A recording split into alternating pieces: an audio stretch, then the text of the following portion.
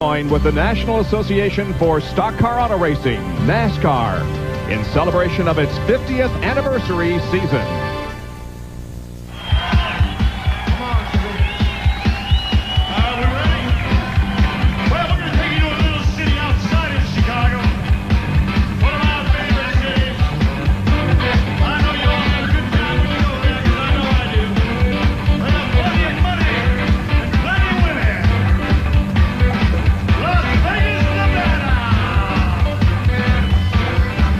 The city that never sleeps, where fortunes have been won and lost, and where risk-taking is second nature. Remember when Evel Knievel tried to jump these mountains? Well, today, what at one time appeared to be an unusual marriage is about to take place between a sport and a city, which have been on parallel roads, but have now reached their intersection of common success. This is their story. The year was 1905, and the newfangled thing some were calling the horseless carriage was being mass-produced in Detroit. In southern Nevada, the city of Las Vegas was settled, and by the 30s, the desert sand had become a gambling oasis. On the sands of Daytona Beach, Florida, the Bluebird was flying to new land speed heights with Sir Malcolm Campbell. By the late 30s, stock cars were racing on the beach, but a group of brave men were about to gamble on a new organization. NASCAR raced into the 50s as Las Vegas became the entertainment capital of the world. Oh, the blackjack and poker and the roulette wheel. A fortune won and lost on every deal. Viva Las Vegas! Viva Las Vegas! Tracks like Daytona and Darlington were capturing the attention of sports writers who were talking about drivers like Turner, Roberts, Weatherly, Jarrett, Pearson, and the King, Richard Petty. And with royalty came palaces, magnificent speed palaces, and fortunes to be found. Bill Elliott has won an additional $1 million in 1985. They contact. Oh, and there's contact. Jeff Gordon holds off the challenge. And Dale Earnhardt is going to win the Daytona 500 in his 20th try. His share of the record purse was more than $1 million, and the next step was inevitable. In the country's fastest growing area, Las Vegas, the country's fastest growing sport, NASCAR, the combination has created the biggest stage show yet for this sleepless city. The NASCAR Winston Cup Las Vegas 400.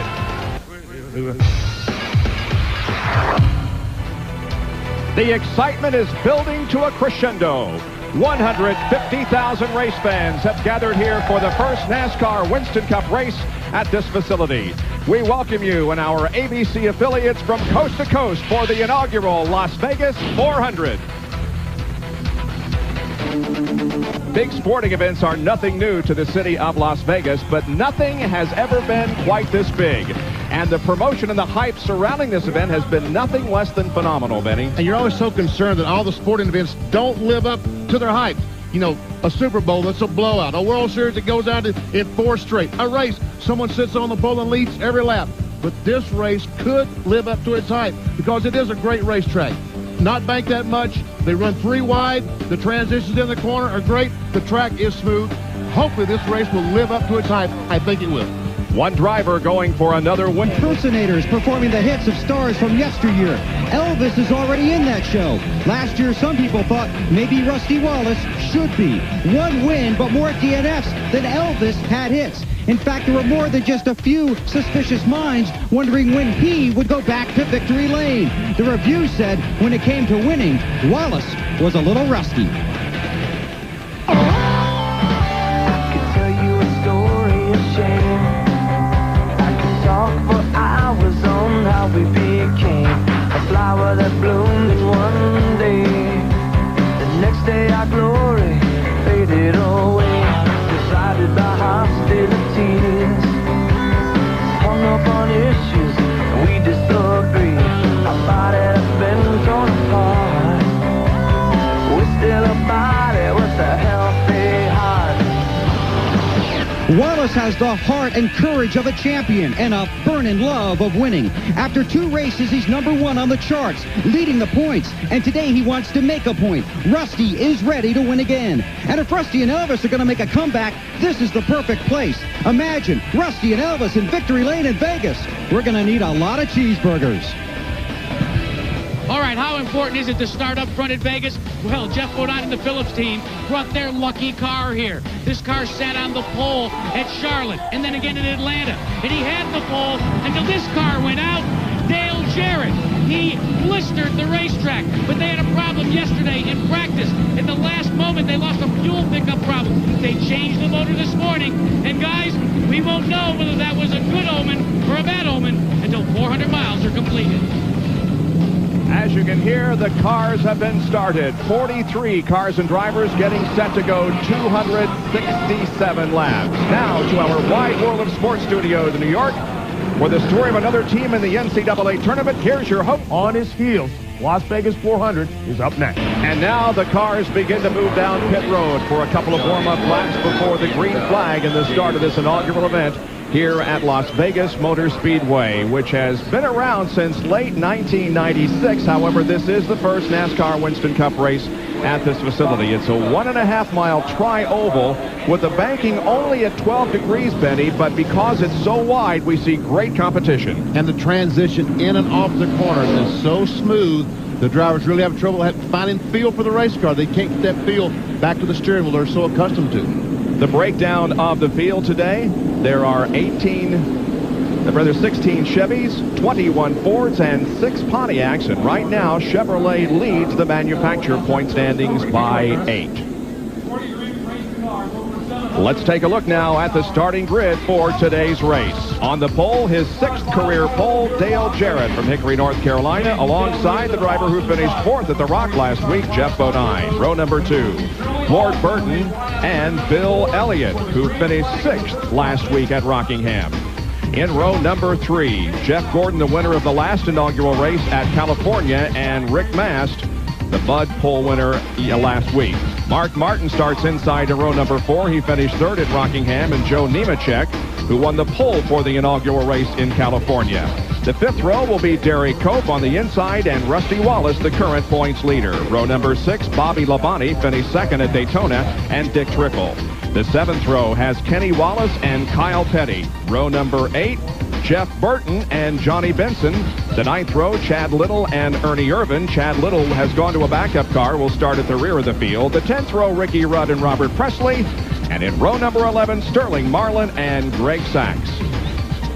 As we look through the rest of the field, we see the 2 pace cars, folks. That's because, and look at all the firemen on pit road giving thumbs up to the drivers. It's pretty neat.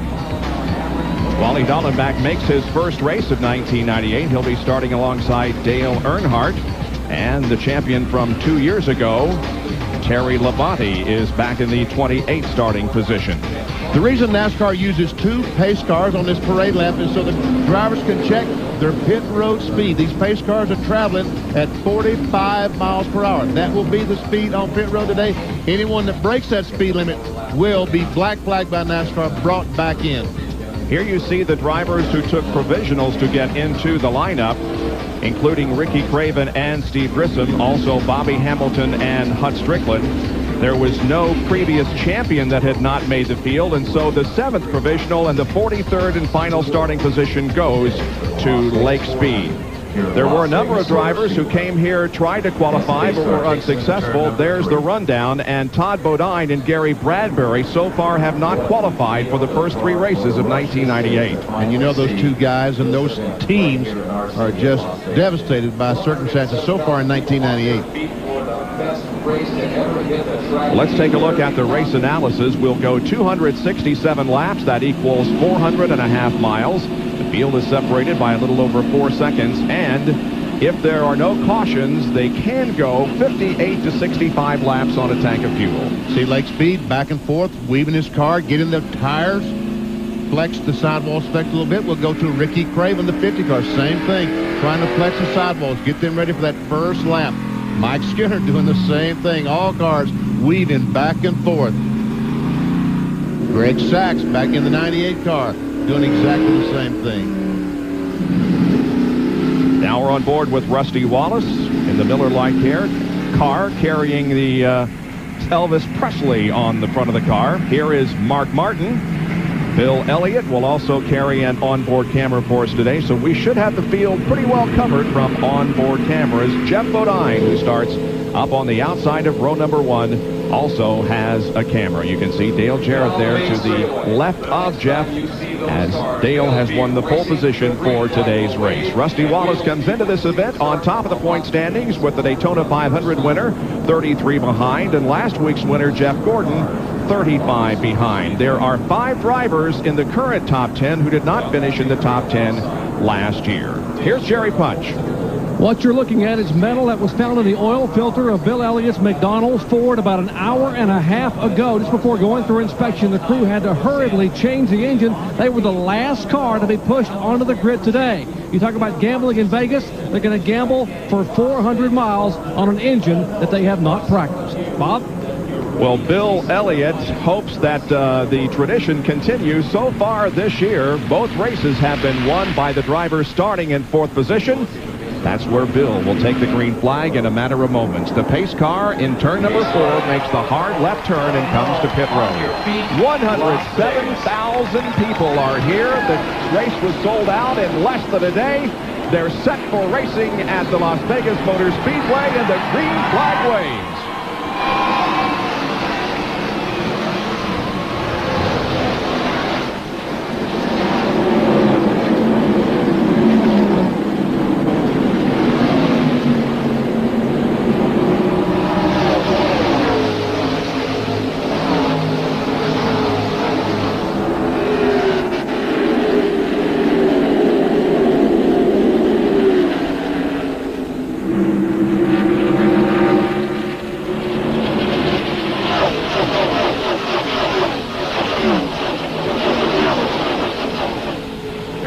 Dale Jarrett has jumped out into the lead by about a car length and a half over Jeff Bodine, as Ward Burton falls into 3rd position, and already we see 2 and sometimes 3 abreast races in these corners. Track position at this racetrack is going to be critical today, so if you gain a couple of spots early on, you want to take every advantage that you can. These 2 cars running side by side are running a little bit slower than cars would be if they were running in a straight line with that car beside of you. Mark Martin took a look, thought about going 3 wide. You can do it here at this Las Vegas Motor Speedway. The side line looks like is going to try to pass by Bill Elliott. Elliott stays on the top of the racetrack in that outer line. Meanwhile, there's also a good battle for 2nd position. Ward Burton and Jeff Bodine are fighting for that spot. But Jeff Gordon and Bill Elliott continue to run side by side as we watch from Mark Martin's perspective. Turn 4. These cars will go down to the very bottom of the racetrack at the start-finish line. Now back up to the outside retaining wall.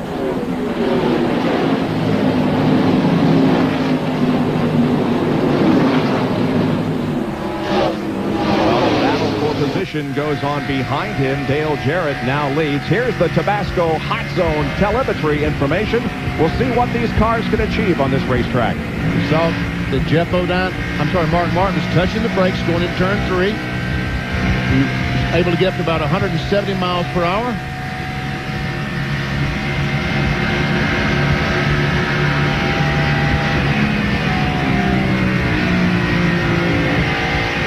Touching the brakes going in the corner. That's so the car does not push up the racetrack. Here's Mark Martin trying to challenge Jeff. Oh, and a crash up in turn number 2. Ricky Craven.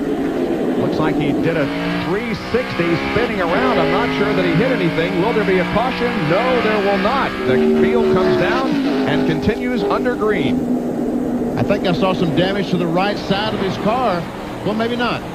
Looks like he's still up to speed. At least he stays on the racetrack. Ricky Craven was one of those who came into the field on a provisional, started back in the 38th position. And we have a replay. We can see what happens in the middle of your screen. Watch it. And looks like that Chad Little is going to just touch Ricky Craven in the left rear. And guess what, Bob? That's exactly what happened to Chad Little yesterday when he got touched in the left rear. Only that he backed it in the fence. Craven, tremendous job, does a 360 and continues on.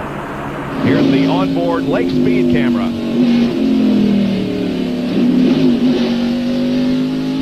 Just had that split second to make the decision. Lake made the right one. And that's all. You get the chance to turn the steering wheel one time, Bob, and that's all. If you turn it the wrong way, you're in the crash. Bobby Labonte is in the green number 18. Dick Trickle is up on the high side in car number 90. Jeff Burton in 99. Johnny Benson in the Cheerios-sponsored car number 26. As these cars race for position back in 11th, 12th, 13th, and 14th. Mark Martin, meanwhile, has gone to third spot, putting Jeff Gordon to fourth. And now Ward Burton is running second to Dale Jarrett, who has led the race so far all the way. But a big pack of cars behind them closing in. Bobby Labonte, Jeff Burton, Johnny Benson trying to get by Trickle.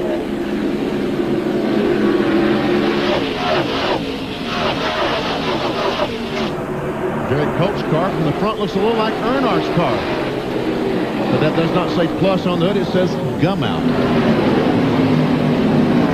That's 10th, 11th, 12th, 13th, and 14th. There's the interval that Dale Jarrett has built up here in the first few laps over Ward Burton. Officially, it's 29/100ths of a second. We'll be back with more live here on ABC at the Las Vegas 400. The Las Vegas 400 on ABC Sports. The scene is Las Vegas Motor Speedway, a 1.5-mile trioval located about 15 miles to the northeast of downtown Las Vegas. A few minutes ago, we had a spin involving Ricky Craven in turn number 2. He is currently in the last position, 43rd, as a result of this. This is Ricky Rudd. Onboard camera goes in the corner, backs off the gas. Ricky Craven, I'm sorry, I said Ricky Rudd. Right about right there, he gets a little bump. He tries to save it.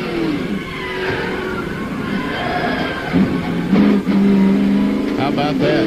Nice job of keeping it away from the wall. Here's Bill Weber. Craven's car clearly not as good as it was at the start of the race, but his crew chief Tony Furr says they are okay. They attribute that accident to impatience. This is a 400-mile race. Some guys wanted to win it in the first 10. Well, that's something you see at every racetrack, though, Benny. You just got to be patient. And track position is getting so important. You've got to take those chances when you get them. Mark Martin, folks, when we went to break, Dale Jarrett was the leader. It's now Mark Martin. Started in 6th spot, has worked his way to 1st. Started in 7th spot. A very steady progression up to the number 1 spot, so put Mark Martin as the second leader of this Las Vegas 400, with Jarrett running second. Ward Burton is third, followed by Bill Elliott, Rusty Wallace. Jeff Gordon has slipped back to 6th position, followed by Jeff Burton. And Benny, the drivers were talking before the race about the weather conditions. They qualified and they ran in happy hour yesterday in the cool of the day. And when shadows were across this track, well, we have a completely different weather scenario here. And that's what Jeff Gordon and Ray Evernham were concerned about in our pre-race show on ESPN2 about the weather change. Dr. Jerry Punch. This morning, Mark Martin was talking about, ordinarily Mark is very stoic, very downplays his chances in a race on Sunday, but the crew asked him, Mark, how about today? And Mark said, let me tell you something, guys. If we don't have a mechanical failure or a miscue in the pits, we will win the Las Vegas 400. Jimmy Finnick, the crew chief, said, you mean the car is that good? Mark said, no, it's not good. It is awesome. There is Jimmy Finnick. You know, I've talked to several drivers this weekend, and one concern that they had about the racetrack, it is so smooth, the transition so good, they couldn't get a feel for exactly what the car was doing. They said they would literally make changes if the car slowed down and said, whoops, we went the wrong way, and go the other direction. When we asked Mark Martin that yesterday afternoon in happy hour, he said, I can feel my car. And that told me that he is feeling his car. He can tell the crew chief and the crew what the car is doing, and they can make the changes based on his feel, and that is very, very valuable.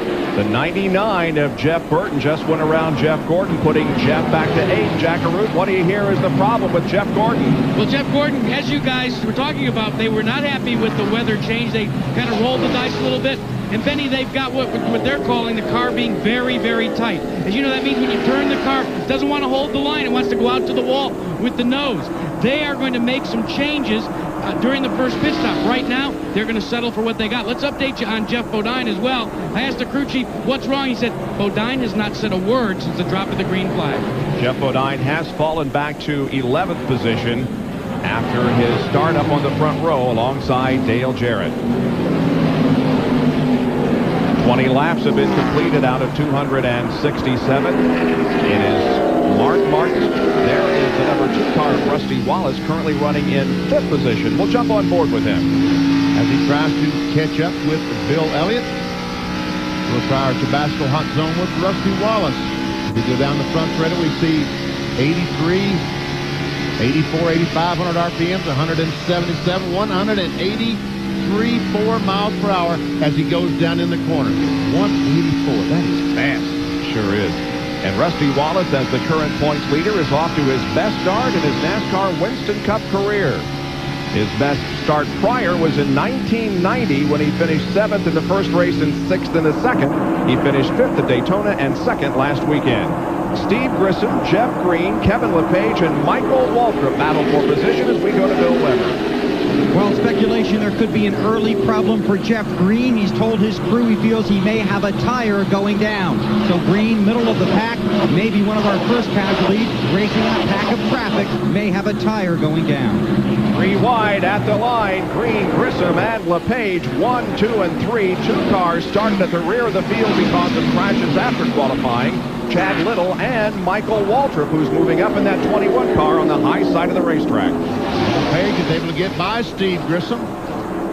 91 car, the unsponsored car. That team was lucky to get here until their truck sitting in a truck stop somewhere in Arizona. Another truck backed into it. It had to be towed from Arizona to the racetrack here in Las Vegas.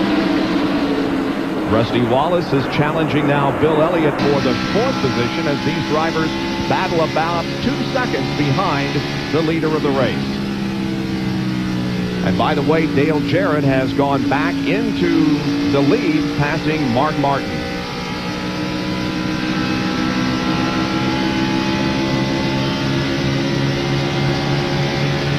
Bill Elliott's car is running a little bit higher line in the corner than Rusty Wallace. That allowed Rusty to get under McDonald's car coming off the corner and make the pass. Rusty Wallace giving Elvis Presley a ride around today. Elvis on the hood of that Ford Thunderbird, Ford Taurus, I should say. Up front, we have Jarrett on the left and Mark Martin on the right. And here is how Jarrett got the lead from Mark just a couple of laps ago. He comes off the corner, gets a great run off the corner. Mark sees that great run and says, hey, I think I'll just let him go by rather than try to hold him up. So Dale Jarrett reassumes the lead after he led at the drop with the green flag from the pole position. Or maybe Mark just wants to frustrate Dale by falling behind 3 or 4 car lengths and then going back up and repassing him. After all, it's not a lot of fun to ride around this racetrack by yourself in front. It's a lot of fun passing cars. Maybe that's what Mark wants to do. Mark Martin parlayed his 3rd place finish last weekend into the points move of the week. He was 38th after Daytona and has gained 22 positions, moving to 16th in the current point standings. Mark Martin from Batesville, Arkansas. And we see in 1997 at this time of the season, he was 6th. This year, he's 16th. Jarrett was 7th, he's 20th. Ricky Rudd was 5th last year. He is 43rd in the point standings after just 2 races. Rusty Wallace, meanwhile, is marching to the front. He's battling with Ward Burton in the number 22 car for that 3rd position, and Rusty has it.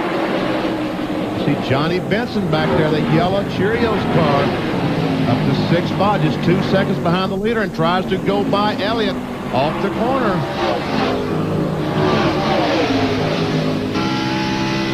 On board with Rusty Wallace now, looking back on Burton. And you're right, Bill Elliott is using that high line, and it's working to his advantage most of the time. Here he is challenging Burton.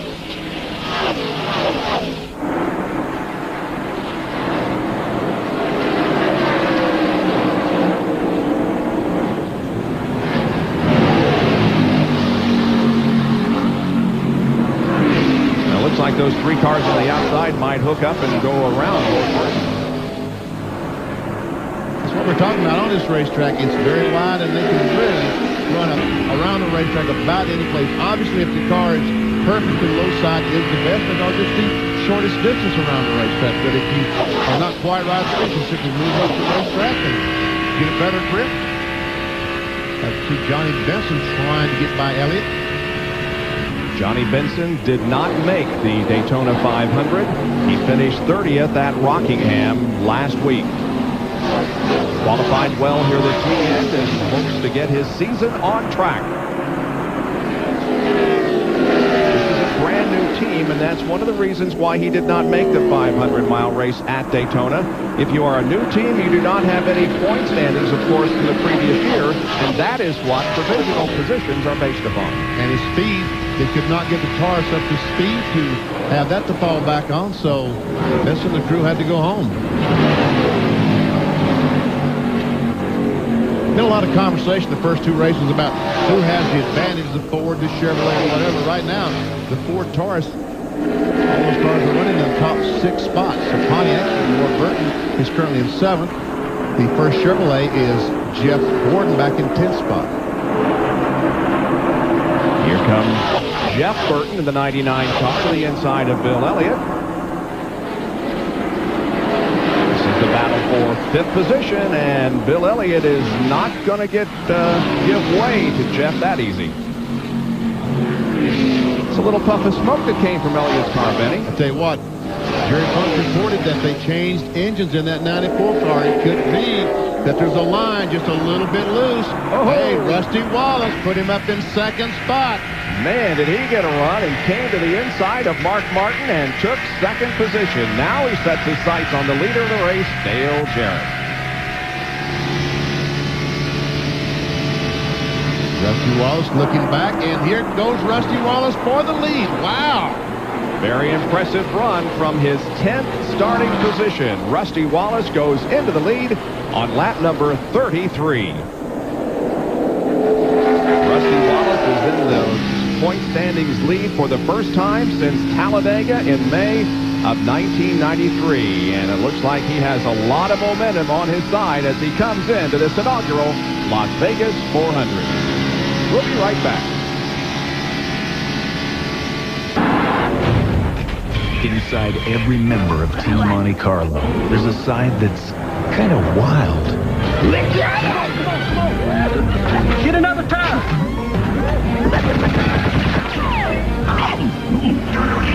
Team Monte Carlo. Animal. Pardon me. This year, they're hungrier than ever. At Pennzoil, ABC's live coverage of the Las Vegas 400 NASCAR Winston Cup race from Las Vegas Motor Speedway. The lead has changed again. That car on the left of your screen is Johnny Benson, and he has gone into the lead. And the overhead shots are courtesy of the Pennzoil Copter Ham circling overhead Las Vegas Motor Speedway. Let's see how Johnny Benson got the lead away from Rusty Wallace. He was down in turns 1 and 2, and he got positioned on the outside. Came up on the outside. Rusty could do nothing. Otherwise, they were going to crash. He gave him the line, and Benson took the lead. Johnny Benson looking strong early on. There are cars having problems. Jeff Gordon has dropped back to 21st position, Jackaroo. And Jeff Gordon is continuing to have problems. He continues to fade, Bob. Here's what's happening. We told you about the fact that he had a push. Well, now, at the halfway mark before they can come in for fuel and tires, he's created a loose condition. They've talked about it already on the radio, what they want to do during that first pit stop. Meanwhile, Jeff Bodine has finally reported into his crew that the car is loose going into the corner, meaning the rear end wants to swap positions with the front end. But coming out of the corner, it's very, very tight. Let's check in with Jerry Punch. Jack, very similar down here in the Mark Martin pits. This is the warmest day we have had since we've been in Las Vegas, approximately 15 degrees warmer than any day all week long. Mark Martin complaining that his car is very, very loose as well. About 5 laps ago, the car wanted to slide sideways in the corner.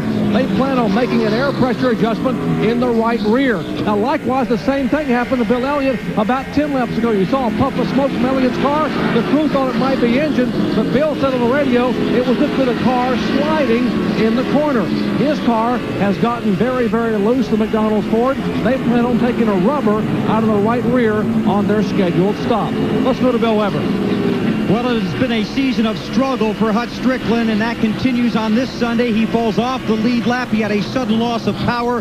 At first, they thought it was ignition. He changed ignition boxes. Most of these cars carry two. That did not help. The speculation now, it is a plug wire that has come off. He is well under power, so Hut Stricklin's ride has short-circuited this afternoon. Indeed, he is circulating in the bottom of the racetrack well off the pace of the other competitors. Now the Roush cars begin to gang up on the leader of the two-car, rather, of Rusty Wallace. Here comes another member of the Roush gang. That's Jeff Burton in number 99. Johnny Benson leads, and Mark Martin is coming up now to challenge.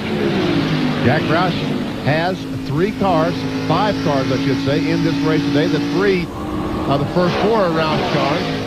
Now Musgrave is running back in 17th spot, and Chad Little is running back in 37th in the 5th Roush car. However, he does not have a driver in the top 10 of the point standings at this time of the season, and that's the first time that has happened since Dover of 1996.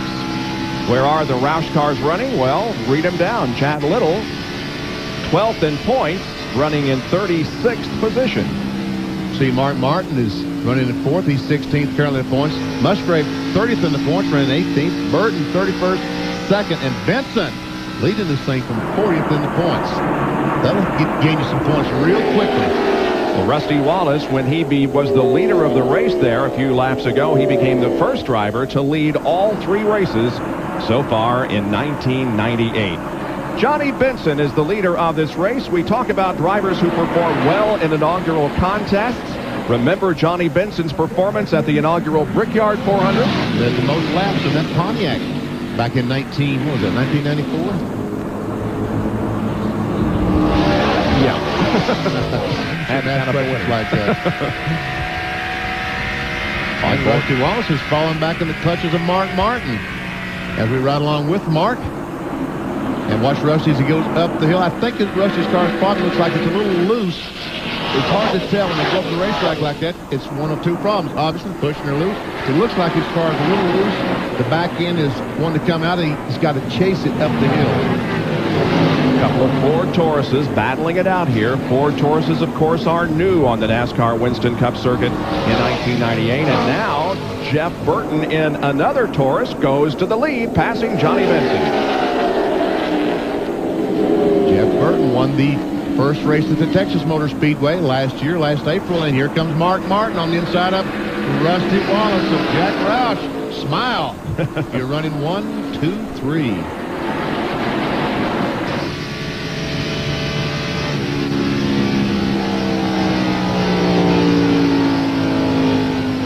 Jerry Punch has more on Rusty Wallace, the 4th place car right now. Well, Benny, we can make it unanimous in the pits. Rusty Wallace is experiencing the same problem we talked about for Bill Elliott and Mark Martin. The car has gotten loose, and he simply has had to back out so he doesn't slide the car sideways in the corner. They plan on making a track bar adjustment and adjusting the weight and the shifting in the back of the car on their first pit stop to hopefully fix the loose condition. So we've heard from our 3 pit reporters that these first round pit stops are going to be very critical for some drivers trying to adjust their cars to fit the conditions and the racetrack here today. But you see, it's not so bad for these guys as we see Dale Jarrett try to work his way back to the front as he takes over the 4th spot. For the pit stop for these guys, they've got to make minor changes. They can do this with air pressure, changes a spring, the Jack Nolan spring, or the stabilize the rear panhard bar.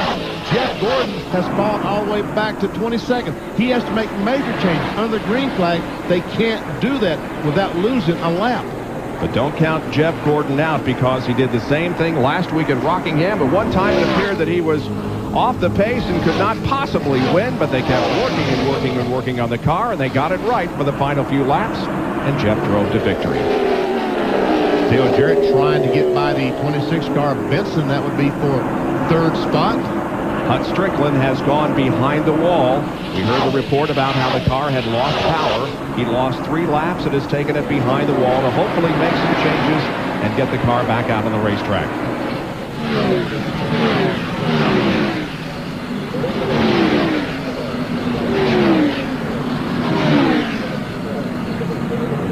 See Jimmy Spencer go by, Ricky Rudd. There's John Andretti in the STP Pontiac. That's Richard Petty's car.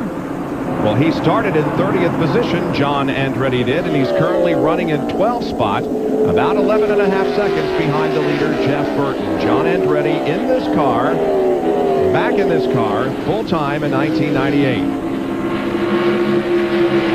As we can look at the STP Pontiac. Got to get a call to Joe Nemechek, who ran so well yesterday in the NASCAR Busch Series race. He's now moved up to the 7th spot in the Chevrolet. He will be the first Chevrolet product. This is a Pontiac as he tries to close in on the Ford Taurus of Ricky Rudd. Rudd running in 11th position, and John Andretti is 12th at the moment. Only 3 of the top 20 right now in the standings are Chevys. We'll take a break from here in Las Vegas. We'll be back after this message and a word from our ABC station. Back at Las Vegas Motor Speedway tonight on The Wonderful World of Disney, the network premiere of Pocahontas with brand new scenes you've never seen before.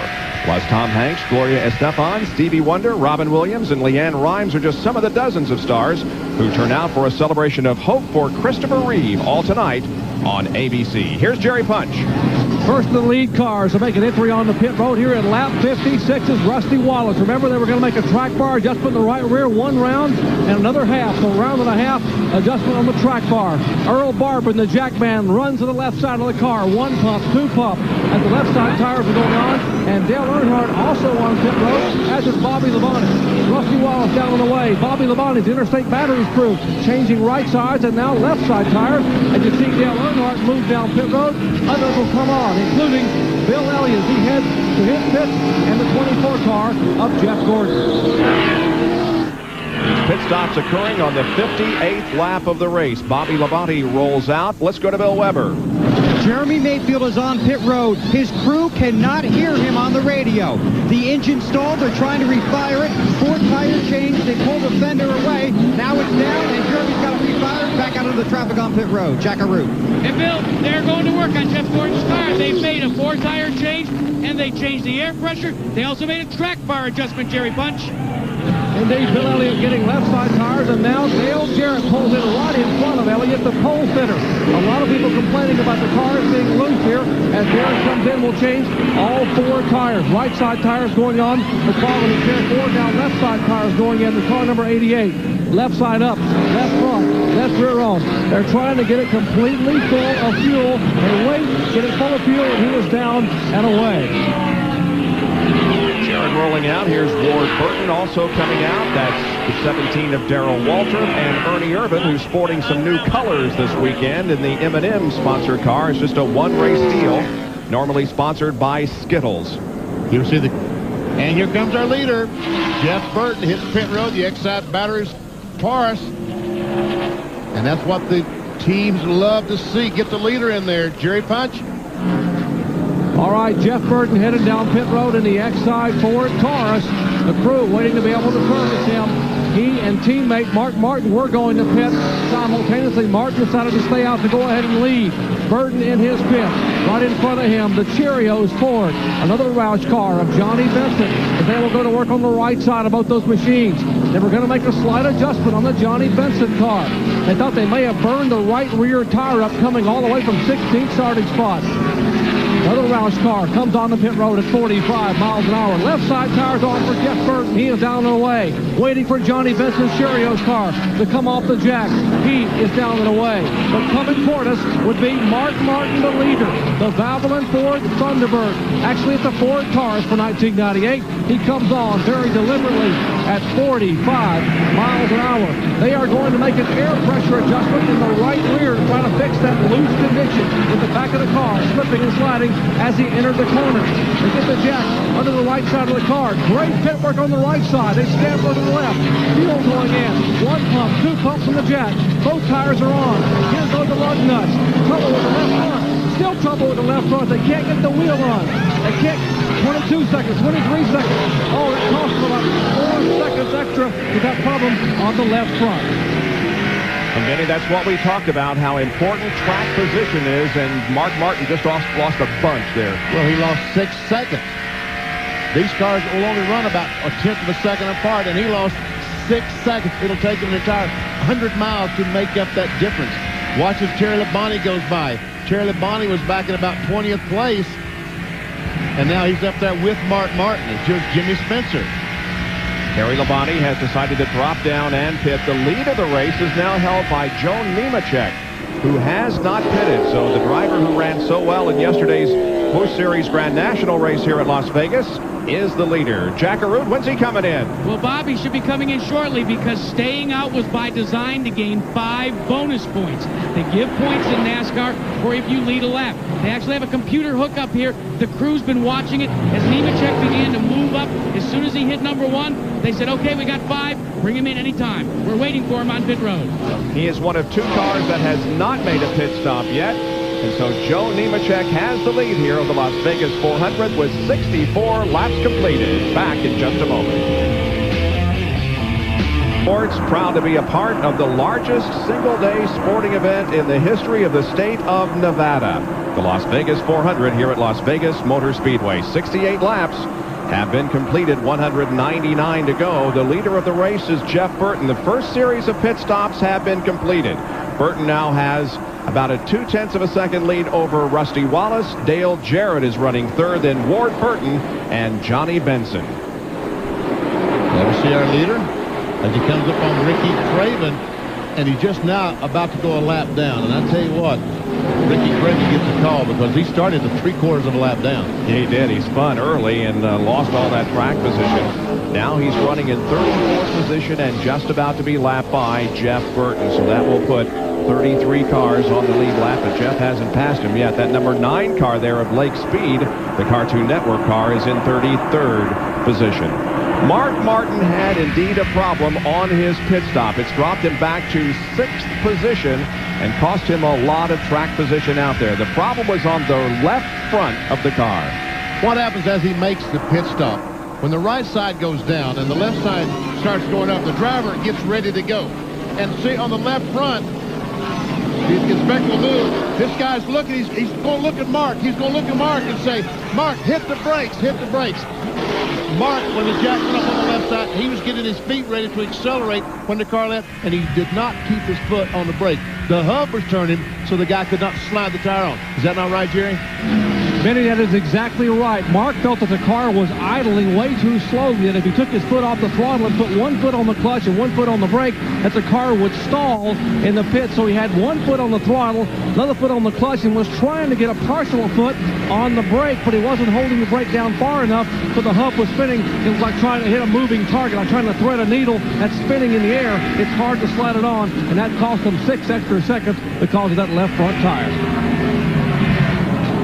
He could have employed what they use in road racing, the heel and toe there in the pits. But he probably was using the heel and toe, but when the left side goes up, he's so anxious to get going that he took his heel off the brake and put his toe on the accelerator to leave, and that's when the hub started turning because the brake was no longer holding it still. Now we see Jeff Burton trying to lap the 50 car, still trying to lap the 50 car of Ricky Craven. Meanwhile, while he's trying to get around Ricky Craven, as you can see, Rusty Wallace has again closed the gap to just about a car length or 2.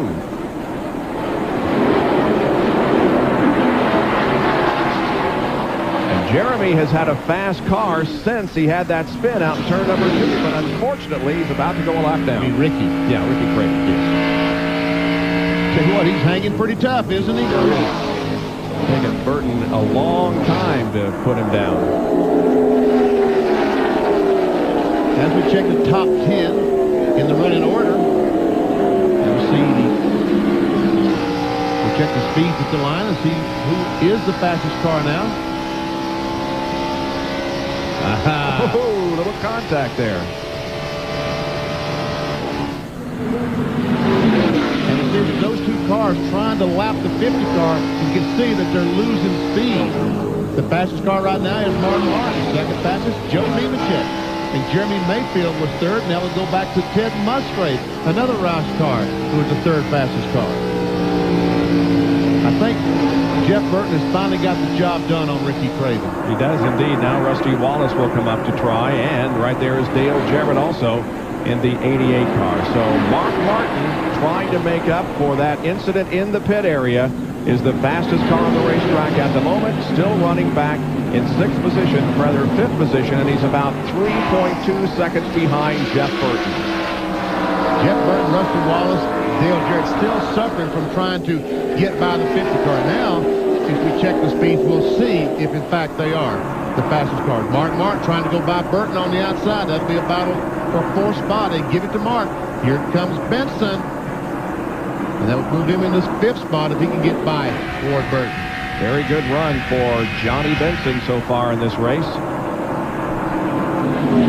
There's Mike Skinner in the 31 car.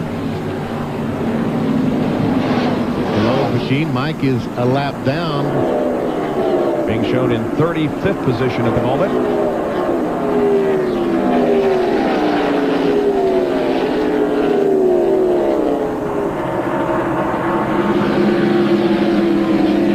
So far, we've been over 75 laps and no caution flag periods yet. The 88 car of Dale Jarrett now closes in on Rusty Wallace in the battle for 3rd, and Jarrett heads for the high side of the racetrack, and he's got a good run.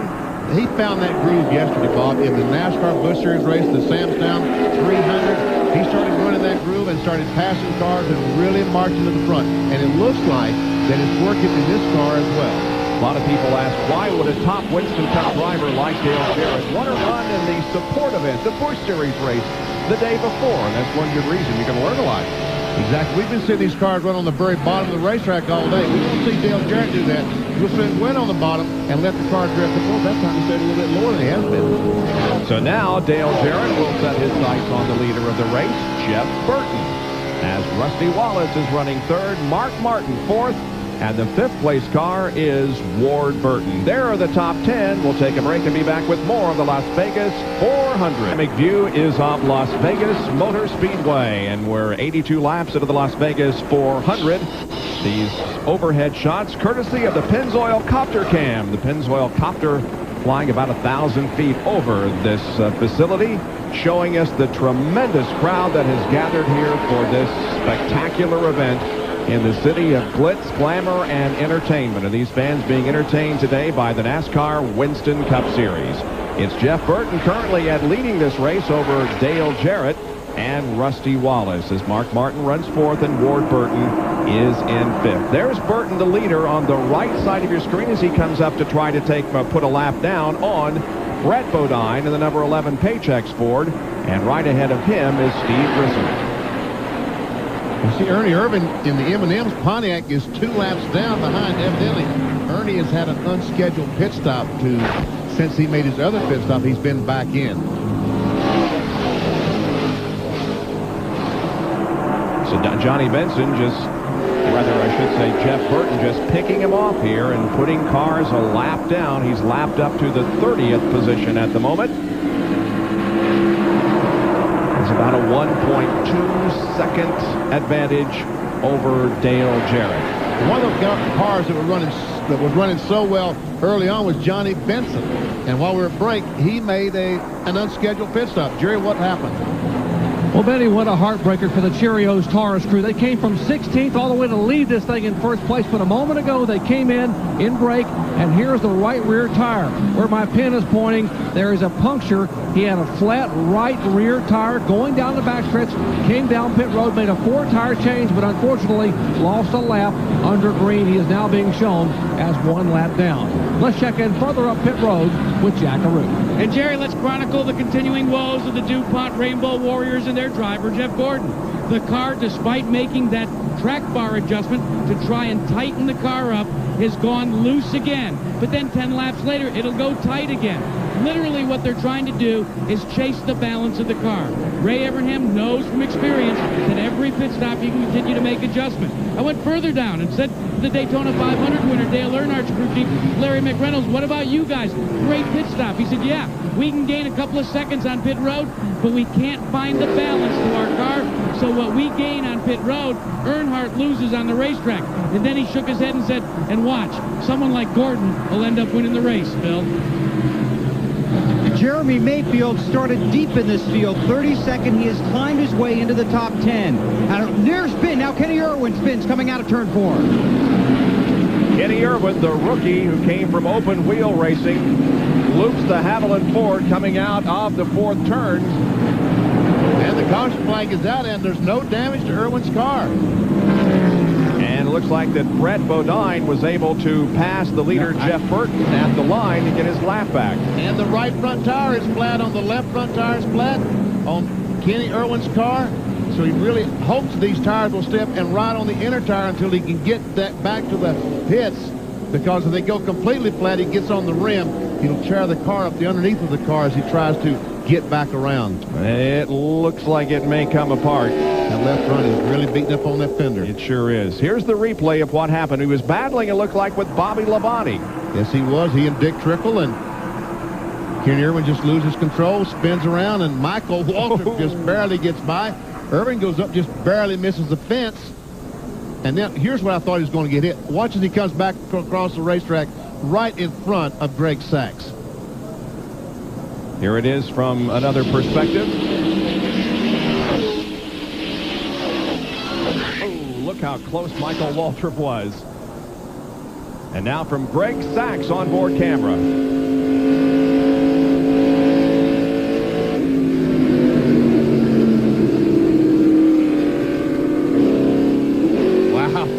Sees the smoke up ahead and just points the car in a direction that he hopes the spinning car isn't. Here now our pit stops once again as we're under our first caution. Bill Weber. Jeremy Mayfield, who did run out of gas just prior to his previous pit stop, is now back in, gets right side tires and fuel. He can hear the crew. The crew cannot hear him. This is a 4-tire stop. His last set of tires were perfect. He's come from 32nd to 8th. The leader is off pit road. The Jerry Punch. They are going down 1 pound of air pressure in all 4 tires for our leader, Jeff Burton. As Wallace is out, we watch the left side tires going on Jeff Burton's X-side Ford. His car was a little bit tight. They're trying to loosen it up. He is down and away. We check in with Jack Arute. Jeff Bodine, they're going to work on him as Joe Nemechek worked out. And Joe Nemechek made no changes on his car. Very happy. The same cannot be said for Jeff Bodine, your outside pole setter. They made major chassis adjustments, going down in the track bar, changing the chassis totally.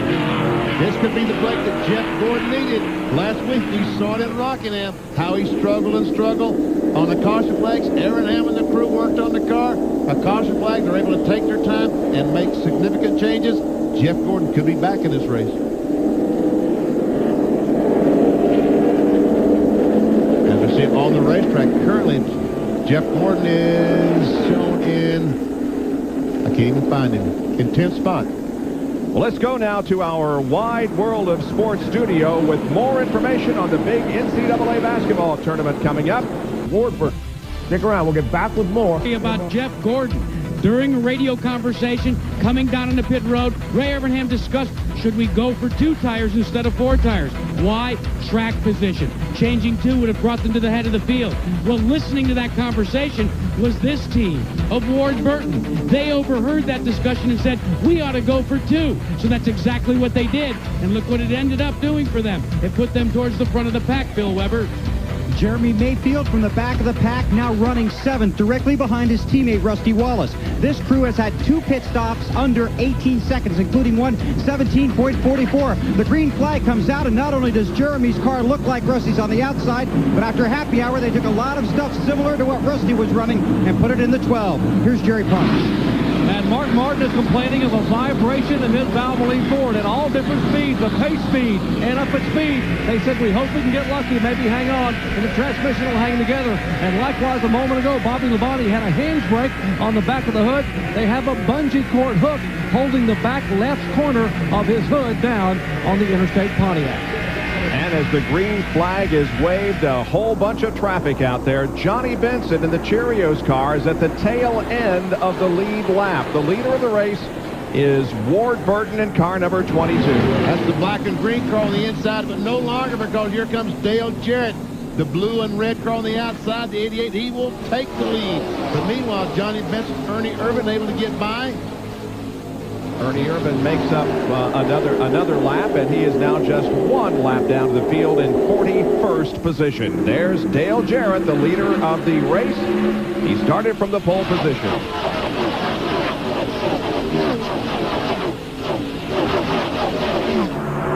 If Jarrett should go on and win this race, he'll pick up $68,400 from the 76 Racing Challenge. And Jeff Gordon is mired back there in about 11th position in heavy traffic.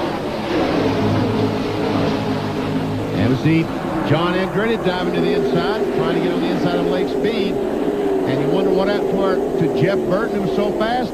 Jeff Burton, ladies and gentlemen, was caught speeding on pit road. He had to go to the end of the longest line. So right now, put the 99 car back in 29th position, Benny. Wow.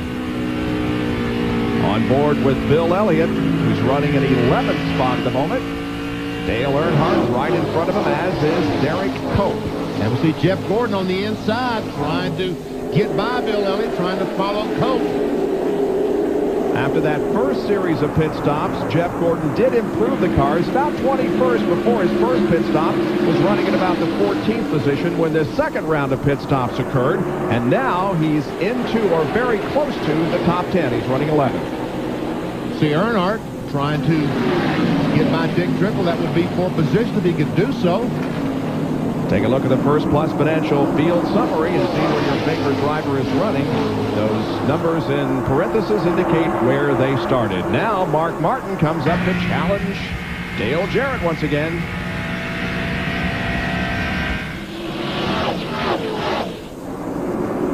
He'll try to go by on the outside, vibration or not, put Mark Martin in front.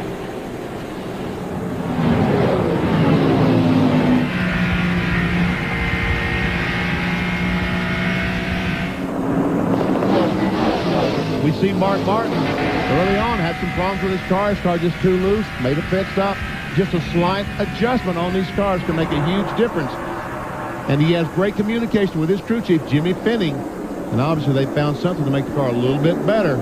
Jeremy Mayfield is in the number 12, but the 23 is Jimmy Spencer, who won the Busch Series race yesterday here at this track. They're battling for the 6th position at the moment, and we're on board with Ricky Craven, who's a lap down in 33rd.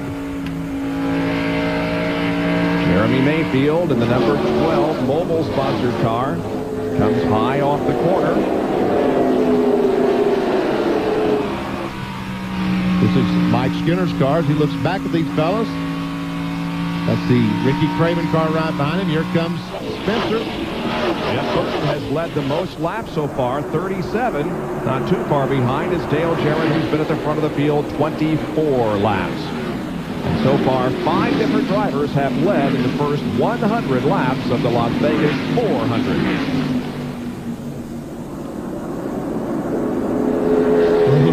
Jeremy just slid right in between the 50 car and the 31 car. 50 cars, Ricky Craven, you're right along with them. As he looks forward at Jeremy Mayfield, Mike Skinner. There's the back of Skinner's car. Jeremy Mayfield finished 3rd in the Daytona 500 and was 14th at Rockingham last Sunday. Now closing right up on the bumper of the Mike Skinner car. Now heads for the inside.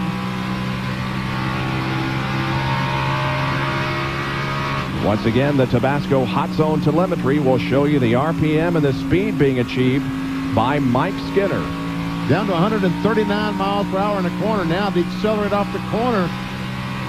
Down the straightaway to 170, 178, 180. 184 miles per hour. So 7 miles per hour as he goes down in the corner. It will probably be a little slower down the backstretch, because it's a little shorter than the double dog-leg front stretch.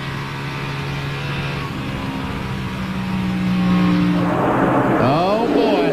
Whoa, 3 abreast out there. Michael Waltrip, Kenny Schrader, and Ted Musgrave 3 wide. Kevin LePage is in the mix, and so is the 29 of Jeff Green. And there's a whole pack of cars behind him. And Jeff Bodine, outside Polson, almost got the wall as he came off that corner. But this racetrack is so, look at those guys. 3 abreast is at 180 miles per hour.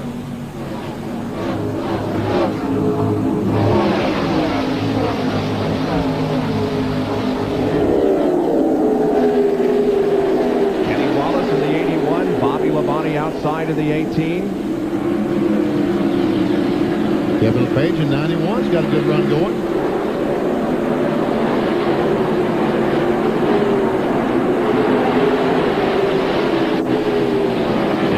Jeff Burton back there in 22nd position as he tries to fight his way to the front once again after receiving that speeding penalty on pit road.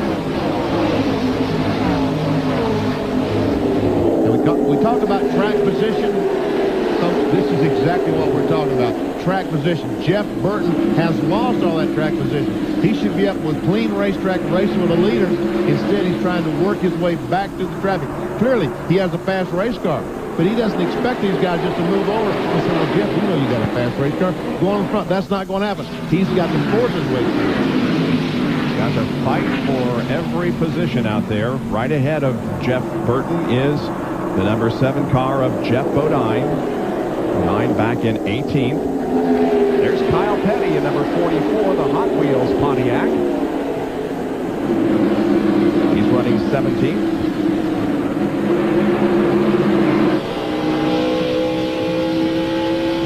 Car of Jeff Green is a lap down. Some water coming from someplace. A little on the camera lens from Jeff Bodine's onboard camera. Bodine came to the Daytona 500 in 1998 without sponsorship on that car, and before the race was run, he signed up the Phillips people as his sponsor. And look at Jeff Burton, still trying to climb up through the field.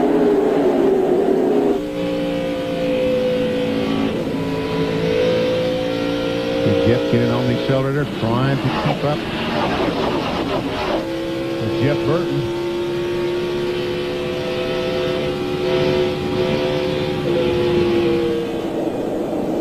And there we see a battle for the second spot. Oh, they were awfully close down the backstretch. Rusty Wallace was trying to push Dale Jarrett by Ernie Irvin. Irvin is now back 2 laps down. Dale Jarrett running second, and Rusty Wallace in that blue and white car in third. They're both trying to catch the leader of the race, Mark Martin, who has a second lead on him.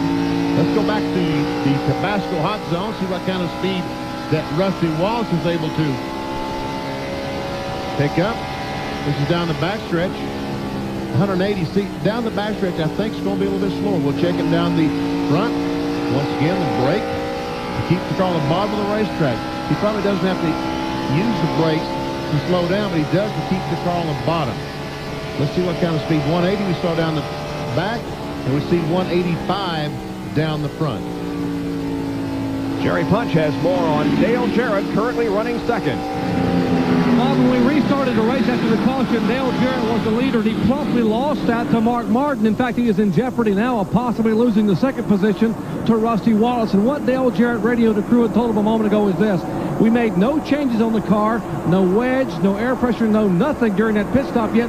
This set of tires simply will not stick. I am just sliding out here in the corners. I'll try to hang on as long as I can. Meanwhile, he begins to... He's sliding pretty fast. He certainly is. So Mark Martin leads over Dale Jarrett. Rusty Wallace. Jimmy Spencer running in fourth. Jeremy Mayfield is in fifth. We'll be right back with more from Las Vegas. Coverage of NASCAR Winston Cup Racing will continue next week from Atlanta Motor Speedway. Here in Las Vegas, we have another caution. Jeff Green spun, didn't hit anything. Pit stops are occurring. Here's Bill. Jimmy Spencer, the first of the leaders, was running fourth. This is a 2-tire stop, right sides only. Kyle Petty slides by on his right-hand side as the rest of the field rolls down pit road. Spencer's away to Jack. Ward Burton comes on to pit road. Right in front of him would be Ricky Rudd. Now Burton is going to change 4 tires this time. They did not like the way they rolled the dice with only 2. Directly behind Burton, the work continues on Jeff Bodine's car, your outside pole sitter. They have lost the handle on the car. Jeff Gordon is out. Earnhardt is out, and Burton is away, Jerry Bunch. Put on the Dale Jarrett car. He is out of the way, up 1 pound of air in all 4 tires, and a track bar adjustment. Mark Martin had a 4-tire change, and the crew did something very interesting in the Valvoline pits. They put Speedy Dry, a sand-like substance, down on the concrete here in the pits to try to make it easier on the drivetrain when he left pit road. Remember, he has that vibration either in the transmission or somewhere in the drivetrain. And he also broke the gear in Daytona trying to leave the pits. So they're really concerned about drivetrain problems trying to leave the pits. You know, you got 750 horsepower, and you nail that in first gear and let the clutch out. That's a tremendous strain against the transmission, the drive shaft, and the gear and axles. And there is the leader after the pit stops. And folks, guess who's in second? Jeff Gordon will be shown in second position, and let's watch pit road here as they came out. Check out Spencer, Gordon, and Earnhardt will come off pit road first. Here comes Ricky Rudd coming off pit road. He will come out in 4th spot. Ted Musgrave will come out 4th. And finally, Dale Jarrett, after a 4-tire change, will come out in 6th spot. Now, this is why we are under caution. A spin, the 3rd of the race, but still we haven't had a car into the wall. Outside wall. Outside, need to go. He's somewhere in there.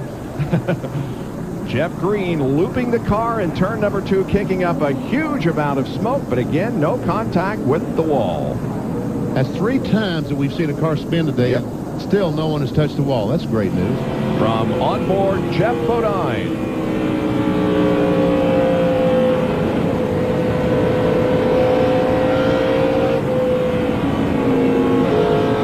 Didn't get any help, just got up a little high, and the rear end came out from under him. Here's Craig Sachs' perspective.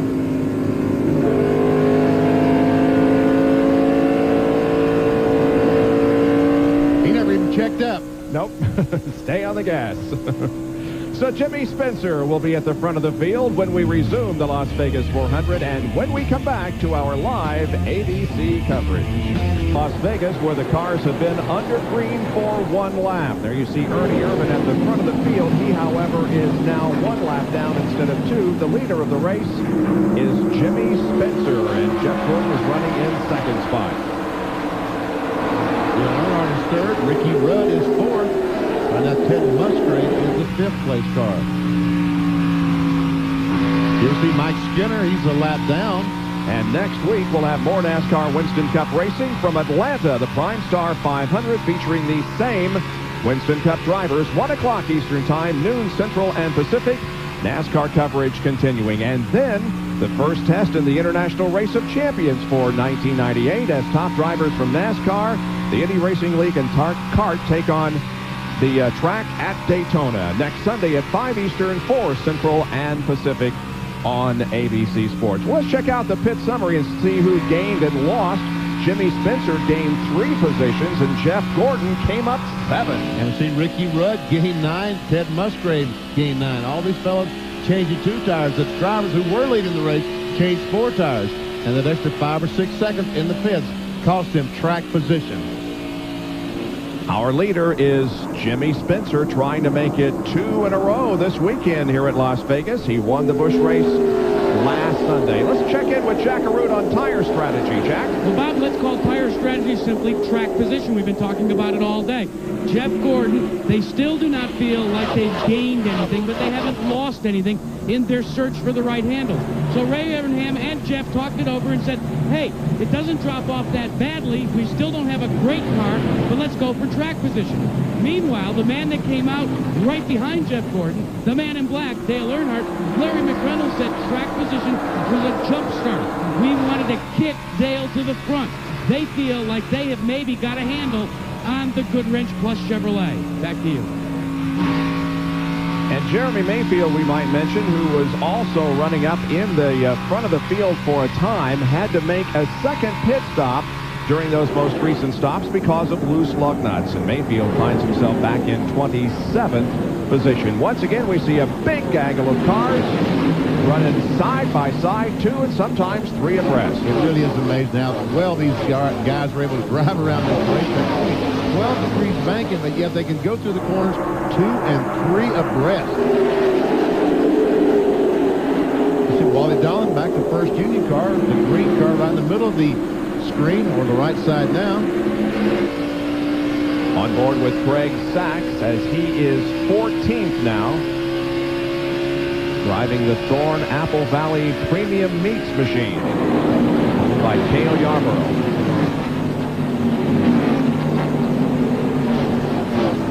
You see track position. Now you can understand how critical track position is. Because you would definitely want to be back. And so you want to be in front of this group of cars. Lake Speed looks back at Mark Martin as he tries to get by. And Mark Martin, who is running in 11th position, will get by Lake Speed. Lake is a lap down, running 36th.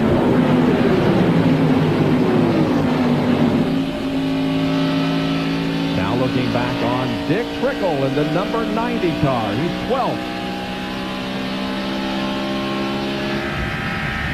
We'll go back from Mark Martin and look back at these cars. Mark is running in 11th spot as he looks back at, I guess that's the Trickle car. Yep. Check the speeds. We see Spencer very fast. Wow, but Ted Musgrave right now is the fastest car on the racetrack, Benny. And you see that the 88 car is second and Mark Martin is third. There's Ted Musgrave, Prime Star Ford cars, running in 7th spot. The track position really dictates how fast the car can run. If you're by yourself, it's not too hard to run a fast lap, but it is difficult to run a fast lap when you're going by other cars like Earnhardt and Rusty Wallace passing Dale Earnhardt. Earnhardt slipping back to the 6th position now.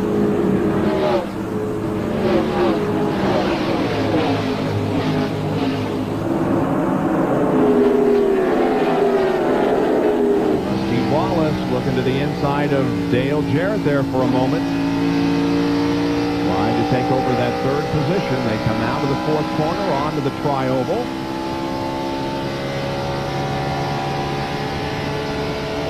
This race moving right along. 128 laps have now been completed.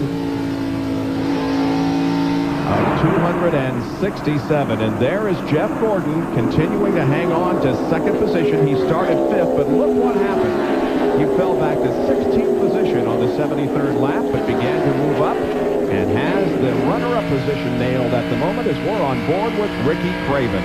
And we can see just how good Ricky Craven's car is, because this is the 2nd place car that he's following, and he's able to keep up with Jeff Gordon. Oops, as I say, that Dale Jarrett goes by on the inside.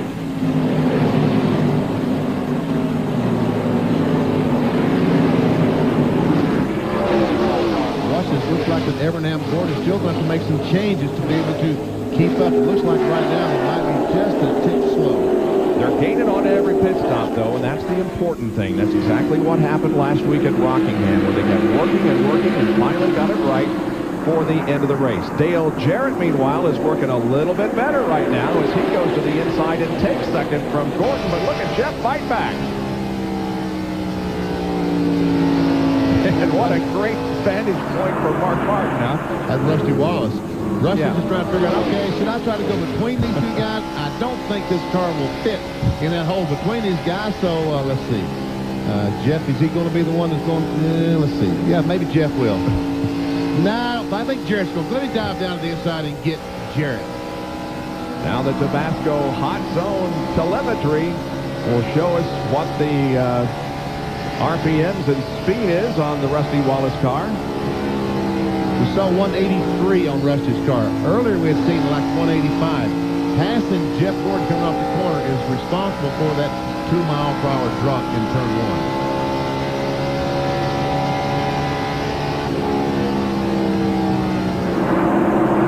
1. Now Dale Earnhardt comes up to challenge 4th place Jeff Gordon. The winner of the Daytona 500 beginning to feel a little racy here. And you know the fans here in Las Vegas are loving this battle. Earnhardt started back in 26th spot, but now is up to 4th.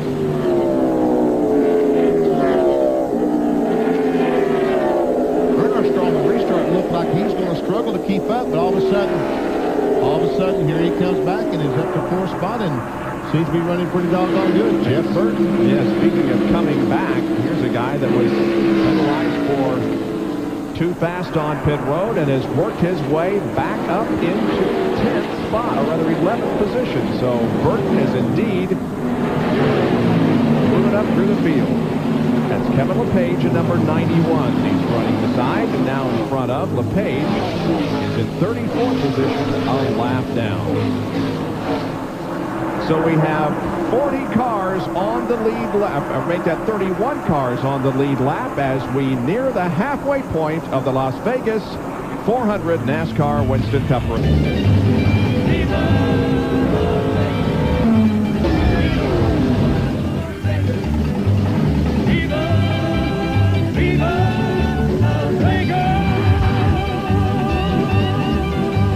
Well, 3 times today we have seen spins, but no wall contact yet, as we've now reached past the halfway point of the Las Vegas 400, and the enthusiastic crowd is still enthusiastic. 107,000 seats there in the grandstand that you see, and every seat is filled. Jeff Green, Kenny Irwin, and Ricky Craven have all spun. Nobody's hit the wall yet, and these overhead shots are courtesy of the Pennzoil Copter Cam. We have reached the halfway point. Actually, we're past that, and at the halfway point, Jimmy Spencer was the leader of the race, and so he picks up $10,000. Folks at Gatorade pay $10,000 for the leader at the halfway, and Jimmy Spencer's being closed in on by Rusty Wallace and Dale Jarrett. First, second, and third. Wallace closes in quickly here on the tri-oval.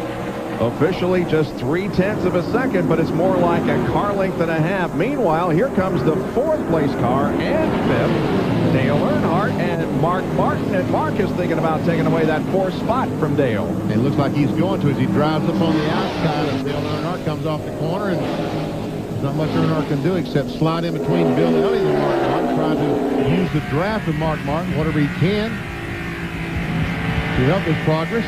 That car there on the left that you see, the red car with the big yellow M on the front, is Bill Elliott, and he's running in 6th position.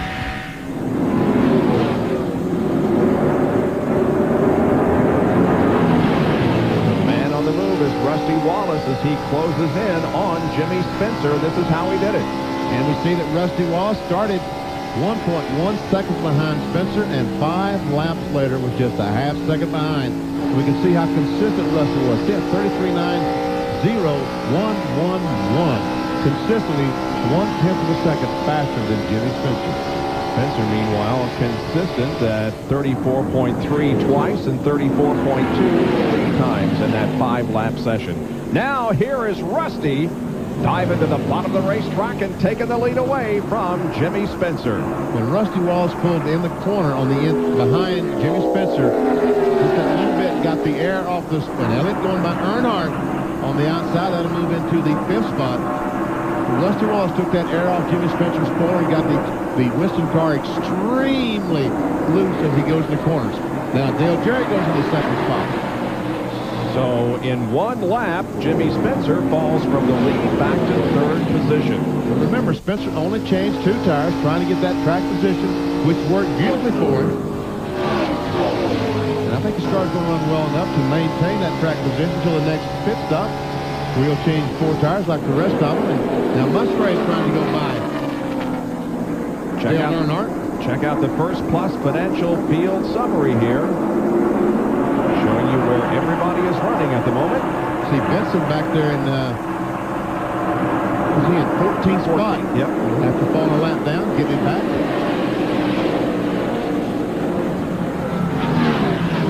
There's Ken Musgrave and Dale Earnhardt battling for that 6th position.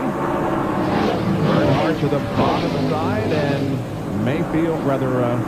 Musgrave on the top. Now Earnhardt falls in behind the 16 car.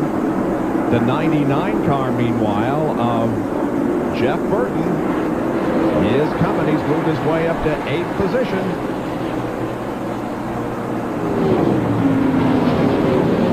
Closing in on one of his teammates, Ted Musgrave. Don't want to give that spot away. Well, actually, I think he just wants to do a little racing with Ted Musgrave. Jack has an update on Dale Earnhardt. This is a first, guys. Dale Earnhardt likes his race car. They finally feel as if they may have found the handle on the Goodwrench car. I talked to Larry McReynolds. I said, what will you do during the next stop? He said, if everything stays the way it is now, we will only change 4 tires, make no air pressure adjustments. He says Dale likes right where he is right now. Well, he is losing a couple of positions, though. There you see Jeff Burton also going around him now, so that puts Earnhardt back to the 8th position.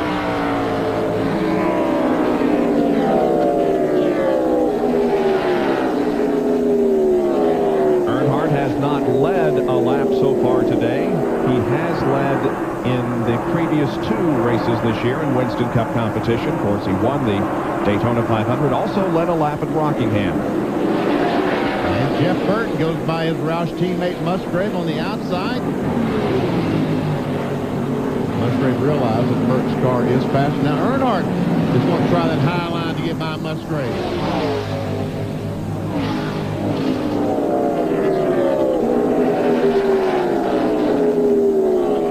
Good battle between these 2 cars, but Earnhardt comes out with the advantage at the moment. Look at Musgrave, though, battle back on the inside.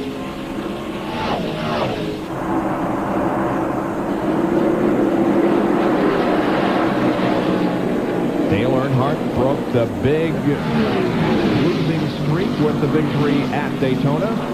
Meanwhile, up front, it is still Rusty Wallace leading, but Dale Jarrett is right there on the rear bumper, less than a car length behind. Dale Jarrett finished second in NASCAR Winston Cup points in 1997.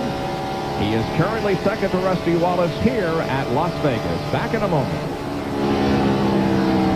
Back at Las Vegas Motor Speedway, where the race continues under green. 153 laps are in the book.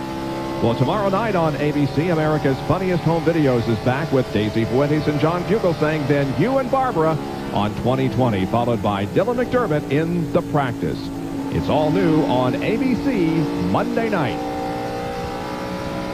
Jeff Burton continues to come forward. He's battling for the 5th position with Bill Elliott. And Jeff Burton, I looked a moment ago, was about 8 seconds behind. A few laps ago, he is now 6 seconds behind. So he has gained 2 seconds on Rusty Wallace. At this point in the race, all cars are still running. Now, Hut Stricklin is 77 laps behind. He went behind the wall for a long time, but is still out there. Let's take a look at our Bud race recap. Rusty Wallace is the current leader of the race, has led 17 of the 155 laps. You can see that Dale Jarrett is trying to wrestle the lead away from Rusty. We've had 13, I think we could say now 14 lead changes, 2 caution periods, a total of 9 laps, and the average speed is 141.5 miles an hour. Here are the drivers that so far have led the race, and these are very important because it gives them 5 bonus points. So now Dale Jarrett has led 25 laps. We'll see Benson led 9, Joe Nemechek 6, Ward Burton 5. And I'm sorry to say to you Nemechek fans who ran so well early on, I think he's on 7 cylinders around the racetrack, about to go lap down. Yeah, he's in 31st position and will be the next car to be lapped. What is the problem with Nemechek, Jackaroo? Well, buddy, you were in the right church, but you had the wrong pew. They think they have a problem with the carburetor. Actual discussions going on right now. Should he go a lap down? They feel like they might want to just bring him in and try and effect a carburetor change. Never seen Nemechek. Ernie Irvan goes by. And there we see the leaders coming up, Dale Jarrett, Rusty Wallace. Last lap, Dale Jarrett was running 157.2 miles an hour. Rusty was a little bit faster at 157.7. But that's how close they are here, well past the halfway point of the race. You know, We talk about how close they get in NASCAR Winston Cup racing. Check this out. Sterling Marlin, the 40 car comes up. That's Lake Speed right in front. He says, Lake, you're kind of holding me up a little bit. Would you mind moving over, buddy? Maybe he didn't say it that nicely. There's Lake Speed's car. Got him inside with him. This is the First Plus Financial onboard camera. He's in 37th position, a lap down to the field. Lake Speed had a great run at Daytona, finishing in 17th. Lake Speed finished 27th last week at Rockingham. Jarrett leads here at the Las Vegas 400. Thanks very much, John, for the update on the big conference championships that are going on in conjunction with March Madness, the NCAA basketball tournament. Here in Las Vegas, we've completed 166 laps of our 267-lap Las Vegas 400, and the lead is held by Dale Jarrett. There he is, car number 88, the blue car with the red trim. Right behind him is second place, Rusty Wallace in number 2. See Wally Dallenbach going a lap down. Sterling Marlin in the 40 car has gone a lap down. And Rusty just squeezes between Dallenbach and the Bud Strickland car on the inside. Dallenbach is now 2 laps down in 38th position, as we have 28 cars that are on the lead lap.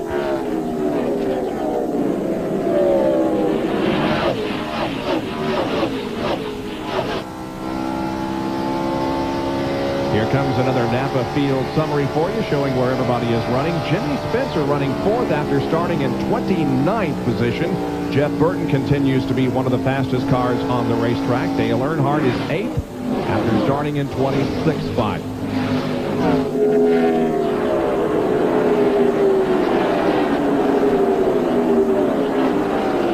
Once again, Jeff Gordon is struggling.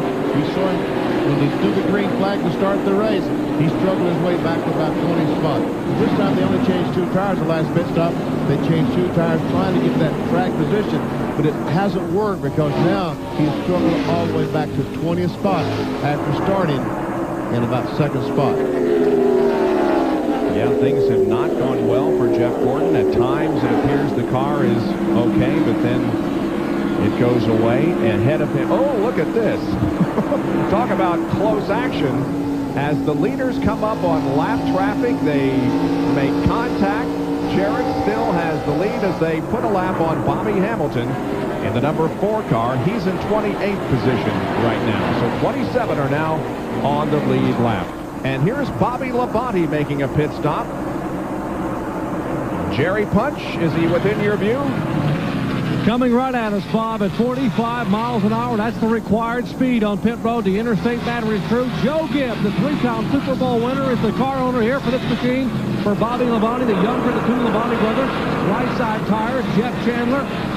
Getting the right side tires. They go to the left side. We are expecting to see Rusty Wallace come in momentarily as we check in with Jackaroo. Well, Jeff Gordon continues to try and get this car to work properly. The Rainbow Warriors go to work. Now there's an orange handle going on the right-hand side of the car through the rear window. One track bar adjustment, 1 complete round. They're going to change 4 tires all the way around and take 22 gallons of Union 76 fuel. But that 1 track bar adjustment is an indication to me, guys, that with a 17.3-second spot, Jarrett, that they're gaining on it, but they still got problems. Rusty Wallace in. They are going to make an air pressure adjustment. 1/2 pound out in the left rear, up 1/2 pound in the right rear of the car. Just too tight. Left side tires going on. Already right behind Rusty, a couple of feet. About 15 feet is the Cheerios car. We'll see you down in the way. Let's go to Bill Weber. Kyle Petty is on pit road. He's getting 4 tires. Directly behind him, Jimmy Spencer. They're going to make a track bar adjustment on Spencer's car. His car is loose. He could not find the groove. Now a tire begins to roll away. The Jackman's going to have to go chase it. This will be very costly. Dale Jarrett's on pit road. Scheduled pit stop for Dale Jarrett. Right side tires, left side tires. They were not going to make any changes whatsoever on the 88 car. Very, very happy with the chassis. 1 can of fuel, 2nd can of fuel. Now he is still on pit road and finally down and away. Jimmy Spencer is headed out. So is Jeremy Mayfield. Bill Elliott is coming down at 45 miles per hour. See Ted Musgrave and Ricky Rudd leaving. Here's Bill Elliott coming to you, Jerry Punch. Indeed, he qualified fourth to start today. Had that rapid engine change an hour before the race started. He brings it to a halt right in the middle of his pit box. The big McDonald's Ford being worked on. They tear away that plastic shield on top of the windshield. Clean the grill. They have already replaced 2 right side tires. Scampering to the left side. Left front off. Left rear off. New tires being placed. The Goodyear Eagles. All lug nuts are down. 17.8 seconds. Great stop for the Elliott crew. That was a terrific stop for the boys, Joe Garone and his crew. Mark Martin is the leader of the race, but it looks like he is slowing down and headed for pit road. His teammate Jeff Burton is also on pit road. He was running second until he relinquished that spot to come in. Back to you, Jerry Punch. Mark Martin will have to make one more stop with about 30 laps to go. That would mean only 1 can of fuel would be necessary if they get it good and full at this stop here. As his teammate Jeff Burton exits pit road, here comes the Valvoline Ford. Remember, Martin incredibly confident this morning. Normally very stoic, but confident that he had the car to beat here today. He finally has come to a halt in his pit. They will clean the windshield, covered in debris. Remember, the sun can become a factor here in the late afternoon at Las Vegas. Left side tires now going on. Jack beneath the car. 1 pump. The car is off the ground. They have 1 can. Now 2 cans of fuel in it. They got the lug nuts tight. He is down. Let's go up to Jack Arute for the Dale Earnhardt stop. Gary, he said he liked his race car, but now they're going to make a small track bar adjustment. But again, Dale Earnhardt is on pit road. Right side tires going on. It will be a 4-tire stop. Now the Jackman will have to come around, jack up the car, and by the time he gets it up in 1 pump, the tires come off. I've yet to see the track bar adjustment, though, guys, so I've got to think that they've gone without it in 19 seconds even. The Daytona 500 champion is away, and Terry Labonte is in pit road. Let's go to Bill Weber. And Terry Labonte begins to crawl down pit road, 45 miles per hour. This should be a 4-tire stop for the 5 car. We'll see. Also watch when he leaves this concrete surface along pit road. Very, very slick. They go around to the right side with the tires. They clean the grill and the windshield. Waiting for the lug nuts to tighten. Now they'll come around to the left side, and Terry will have 4 Goodyear Eagles. The fuel pouring in. Again, they scrape the windshield clean, waiting to firm up the lug nuts. Terry Labonte is back in the Las Vegas 400 in 18.2 seconds. And it looks like that Jeff Bodine is the leader of the race, but now he comes in for his pit stop. So Jeff Bodine will pick up the 5 bonus points for leading a lap, but Jack Arute's headed toward you. And Tim Brewer, to use his quote, the crew chief for Jeff Bodine, is, "We just cannot find the right handle on this Phillips Ford Taurus." Jeff Bodine finds the marks, locks it up, the crew goes to work. They too will make changes, first going to the outside. That allows the gas man an unencumbered effort down towards the rear, at least with the first 11 gallons. That's completed. They go now to the left side tires, putting the jack up in 1 pump. They are going to try and change all 4 tires, and Jeff Bodine, former modified competitor out of Chemung, New York, the leader of 3 Bodine brothers, 2 in this field, is away in 21.3 seconds. Not very fast. And that completes the sequence, and we go back now to find that Rusty Wallace is the race leader once again, with Dale Jarrett running in 2nd spot. There's Rusty. And as Jerry indicated, Benny, they're going to need 1 more pit stop before this thing is over. 1 more stop, and the real key issue now, do they just stop for fuel, or do they change right side tires? Will some of them change 4 tires? And we see the outside pole sitter, Jeff Bodine, about to go a lap down. We'll return for more live coverage of the Las Vegas 400 here on ABC in just a moment. Stay with us. Track Facts are brought to you by Quaker State Motor Oil. For what you drive and the way you drive it, the choice is clear. On occasion, fortunately not very often, we've seen a car impacted in the side or front, erupt into flames. And one has to wonder, how can that happen? After all, the fuel cell is in the back of the car, and that part hasn't been affected. Well, it's quite simple. When a fuel line is severed or the fuel pump is sheared away from the engine, what can happen is fuel can be siphoned out of the tank and up the hose. And if this tank is full, some 22 gallons, you can have one heck of a fire. Well, that won't happen in 1998 because of this little piece right here. It is a one-way check valve mandated by NASCAR. Now, this valve requires the fuel pump to actually suck to open it up to allow fuel to come out of the tank. So if the fuel pump is sheared away or this line is severed, no more fuel can come out of the tank. The only gas you're going to lose is what's in the line itself. You know, one of the greatest things, where the gasoline goes in, the big hose in the center of the tank, if the car happens to flip up on its roof, like Randy LaJoie did yesterday, that ball will go up and make sure that the fuel doesn't come out. Look at Randy LaJoie yesterday afternoon. He's going to come into this crash. There he is, hits Dick Trickle up on the roof, and no fuel comes out because that ball falls down and ensures that no fuel comes out.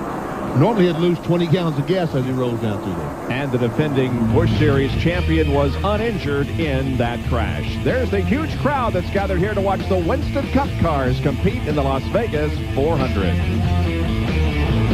There are celebrities all over the place. We welcome Yasmin Bleeth to the Las Vegas 400, former star of Baywatch, who is enjoying the Las Vegas 400 from the pit area. And she her Anybody wants to, she wants to, I guess.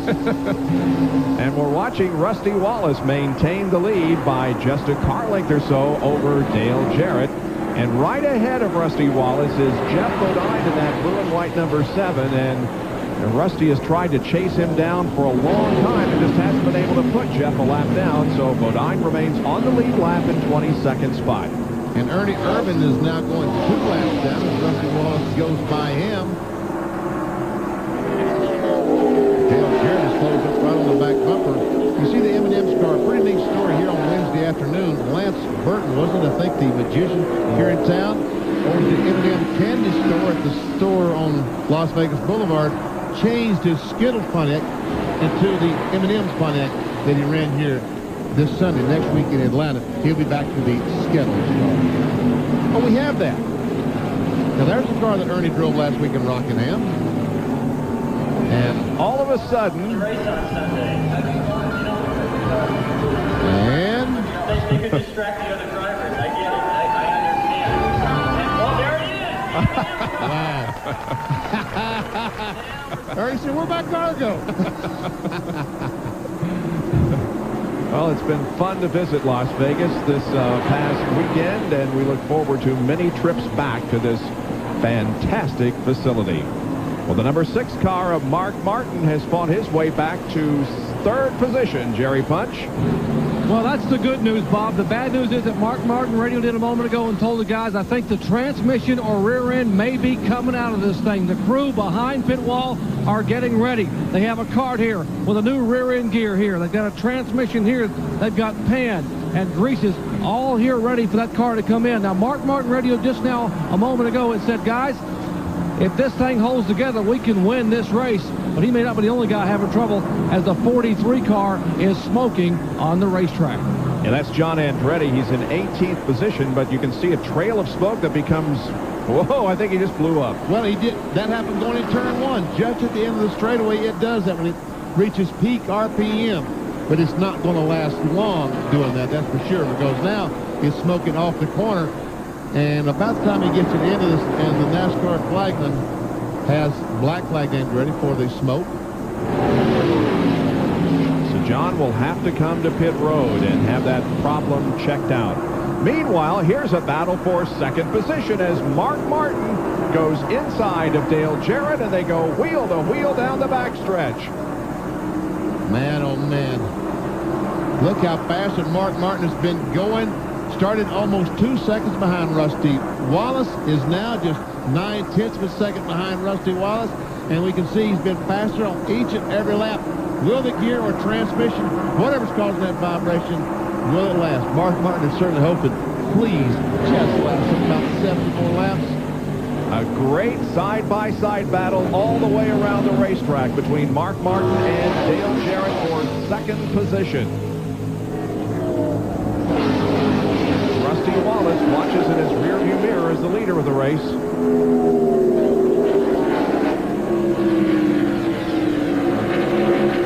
Well, these cars look pretty equal, don't they? I'm telling you, Dale Jarrett's got him right where he wants him now. They forced him up to his groove on the top of the racetrack. Now, one reason that Rusty Wallace is not driving away from these 2 cars as they run side by side, because he has caught Bobby Labonte, the 18 car, the Interstate Batteries Pontiac, who does not want to go a lap down. So he's going to race Rusty just as hard as he can. Rusty comes to the inside, looks to the inside at least of Bobby Labonte, and a good battle for 5th position. That is Dale Earnhardt in the 3 and Bill Elliott in the 94. They've completed 2 complete circuits, running very close together.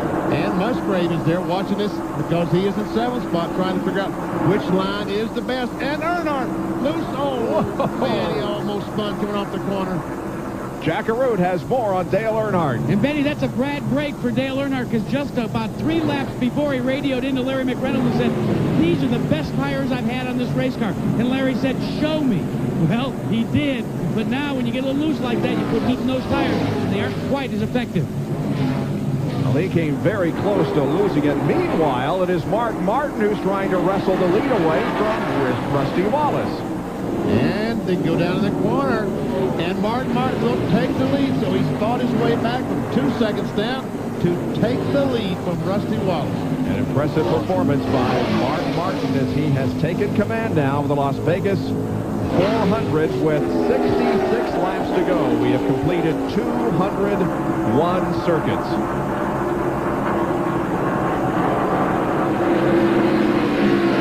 As we check, look at the Fords in the top 10. 9 in the top 10 of the Ford Taurus. Only Earnhardt and the Chevrolet Monte Carlo able to break in the top 10. He is in 7th spot. And for you Jeff Gordon fans, he's back in 17th position at the moment. So here is Rusty Wallace now leading over, or rather in 2nd position, behind the 6th car of Mark Martin. Next week, more NASCAR Winston Cup racing here on ABC as we'll be live in Atlanta, Georgia for the Prime Star 500. And then after that, at 5 o'clock Eastern Time, it's the first race in the 1998 International Race of Champions from Daytona International Speedway. More from Las Vegas in a moment.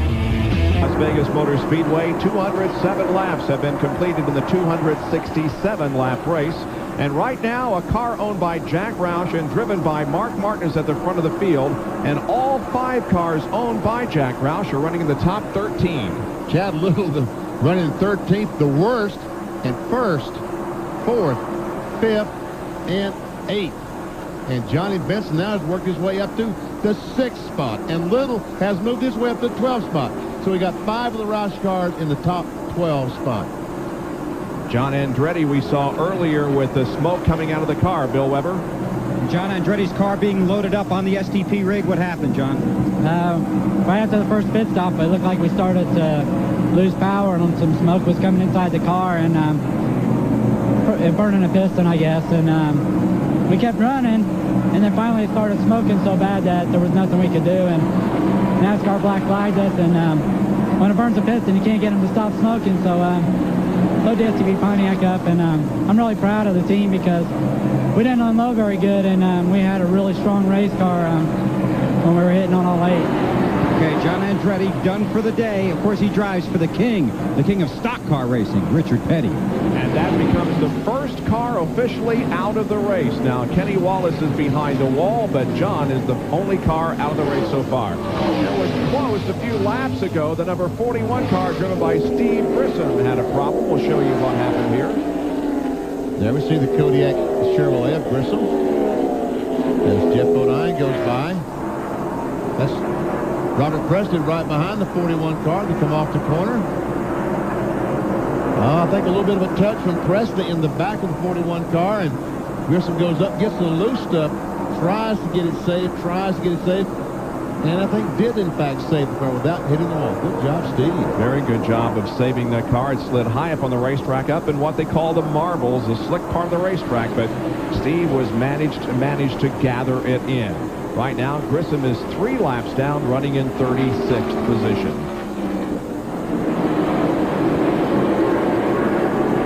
After starting this race in 40th, it looks like Steve is headed for pit road.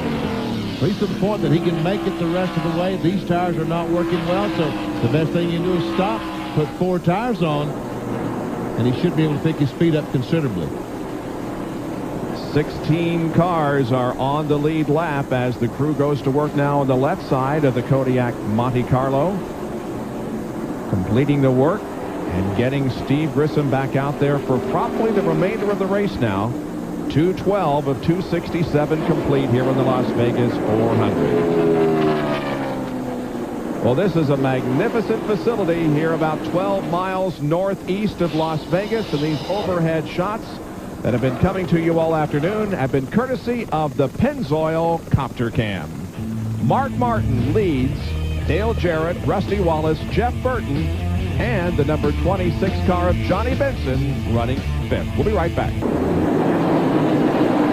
Dale Jarrett is in trouble. The car is smoking badly, Benny. Looks like he has burned a piston. Oh, we saw some parts come out from under the car that time as it came off the corner. I saw debris. Jerry Munch. Many, they're saying that DJ thinks they may have swallowed a valve in the engine. And if that is the case, then they are going to be shooting debris out the exhaust pipes. Maybe some of the debris you saw come in a moment ago. He is slowing down on 7 cylinders, maybe even 6 as it's getting weaker and weaker as he headed toward us. What a tough break. They had some strategy for the final pit stop, and they were going to come down pit road right now at 45 miles an hour. Rusty Wallace and Bobby Labonte are also on pit road, and we'll go back down to Jerry. As Dale Jarrett comes to a halt, we'll watch the Rusty Wallace pit stop. Final pit stop for the day for Rusty Wallace and the Penske crew. They will make an air pressure adjustment. They will go up 1 pound in the right rear and down a pound in the left rear, trying to get the car dialed in for the final 30 laps. Left side tires now going on Rusty Wallace's Ford cars. The Pontiac of Bobby Labonte moves out behind him. Rusty is down and away. A little bit of a problem with that front. As he goes by, we're hearing conversations on the 88 team that possibly the 88 is done for the day. Yes, they will indeed just push the car slowly down pit road and around behind the pit wall. What a tough break for Dale Jarrett. Indeed, a very tough break for Dale as the car continues to sit there. Here comes the 22 car of Ward Burton off pit road. Who has completed the work on that machine, and they're set to go for the remainder of the race as long as we don't have any more cautions. And there's the 88 going behind the wall. Jack Arute. Well, guys, we're beginning to see these final pit stops. And Benny Parsons, I've got to pose a question for you. We've seen one of the leaders, that being the Miller car, for Rusty Wallace, come in and take on 4 tires. Now, if you're going in a little bit later in your pit stop, do you gamble and maybe take 2 as you get running down closer to the end of this race? We haven't really seen speeds drop off as long as you only put about 25 or 30 laps on a set of tires. What would you do if you were making the call down here, Benny? I think it's going to depend on the team and the car and the driver. Rusty Wallace's car was not up to speed, Jack. That's why he chose to stop early. In fact, he did stop early along with Jeff Gordon to change 4 tires and change their race car. These other guys that can run a little bit longer, they might in fact change 2 tires. I wouldn't be surprised to see somebody like Johnny Benson, who has never won a race, Ted Musgrave, change 2 tires on their stop. Benson running 3rd, Musgrave running 4th here at the moment. We're watching Bill Elliott and Dale Earnhardt decide who is going to run 6th, as Earnhardt would love to be there, and Elliott is not real happy about giving it away. Meanwhile, there's Rusty Wallace, who has completed the stop and is back on the racetrack. Jimmy Spencer and Chad Little, who is running in 8th spot. This is the battle for that position between Chad and Jimmy. Chad Little crashed on Saturday morning, had to go to a backup car. This is the backup, started dead last. It says started 29th. Oh, I'm sorry, we're looking at Jimmy Spencer. Started 29th. Currently running in the 9th spot. Better make that 10th spot. There's Michael Walter, who also crashed during happy hour and started from the tail of the field. Down to Jerry Punch as Jeff Burton is in. Setting up to be a great finish for Team Roush as Jeff Burton comes in to get pit work done on his final stop of the day. The X-side crew already having changed right side tires, now changing left side tires, trying to get maybe 3, even 4 Roush cars to finish in the top 15. He is down and away, waiting on his teammate Mark Martin to make the stop. Mark continues to circulate and leading. Meanwhile, Mayfield is in. Bill Weber? Jeremy Mayfield's crew has had a couple of great pit stops and one bad one where they left those lug nuts loose. They're hoping to get a great 4-tire stop here. Track bar adjustment, fuel going in, waiting for the left side tires to be put in place. Then the lug nuts tighten. Jeremy Mayfield back in the race. Jackaroo. And Bill, the work has been completed on the right side of Dale Earnhardt's car, and he answers one of my questions. Not looking for track position, needing the extra rubber. 4 tires all the way around for Dale Earnhardt. He liked that last set that was on. We'll have to see where he can end up with this set. Bill Elliott's on pit road as well. So is Ted Musgrave. The work completed on the McDonald's Ford, and Bill Elliott roars away back into the race. Ted Musgrave comes to a stop as the crew goes to work on the right side of that car. Now, this is the one guy that I thought might just gamble on 2 tires. No, 4 tires. A little bit of a chassis adjustment there on the right rear of the car. Now the tires on the left side are being changed, and a good stop for Musgrave as he goes back in the race. And the leader, Mark Martin, comes down off the banking onto pit road. Just 45 miles per hour.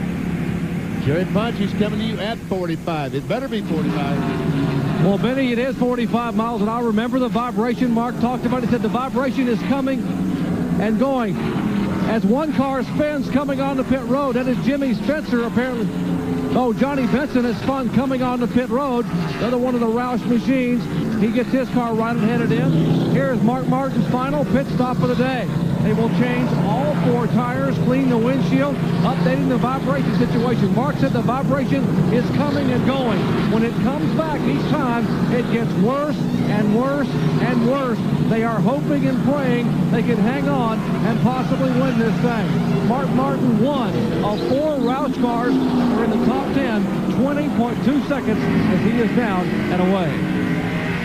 Let's take a look at Johnny Benson's spin as he was coming in for this stop.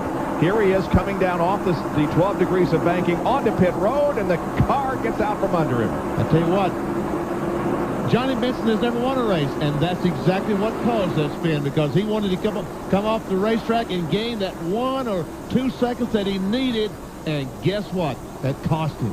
Spencer is in to you, Weber. Jimmy Spencer has been hunting for the groove. It's a 2-tire stop. They talked about making a track bar adjustment. Spencer said, let's do it with air pressure. 2 tires for him. He's back out on the track. We'll see how that pays off waiting on Terry Labonte. He too goes very slowly down pit road until he reaches the final line, and then he can accelerate. Ricky Rudd has also completed a pit stop. Michael Waltrip is in. So the final series of pit stops here at the Las Vegas 400. Who's going to win this thing? We'll come back with more in the Las Vegas Motor Speedway in the Las Vegas 400. And 1998 is a special year for stock car racing. A year-long party is underway, and we're proud to be a part of it. Throughout the year, we'll be showing you memorable moments from the history of NASCAR. All in celebration of NASCAR's 50th anniversary. Brought to you by Coca-Cola Classic. Always the real thing. Always Coca-Cola. 38 years ago this week, Richard Petty won his first then Grand National race on the dirt of the Charlotte Fairgrounds. His father, Lee, started on the pole and finished 20th. King Richard's storied career included 200 wins, 7 Daytona 500 championships, and 7 Winston Cup titles. He collected $800 for his win on February 28, 1960 in front of 7,800 fans. The King became the most famous name in all of motorsports. Richard Petty, 1,185 starts, and he was successful on all kinds of racetracks, be it super speedway, short tracks, or road courses. That's why he's the king of stock car racing. More live coverage of the Las Vegas 400 in just a moment.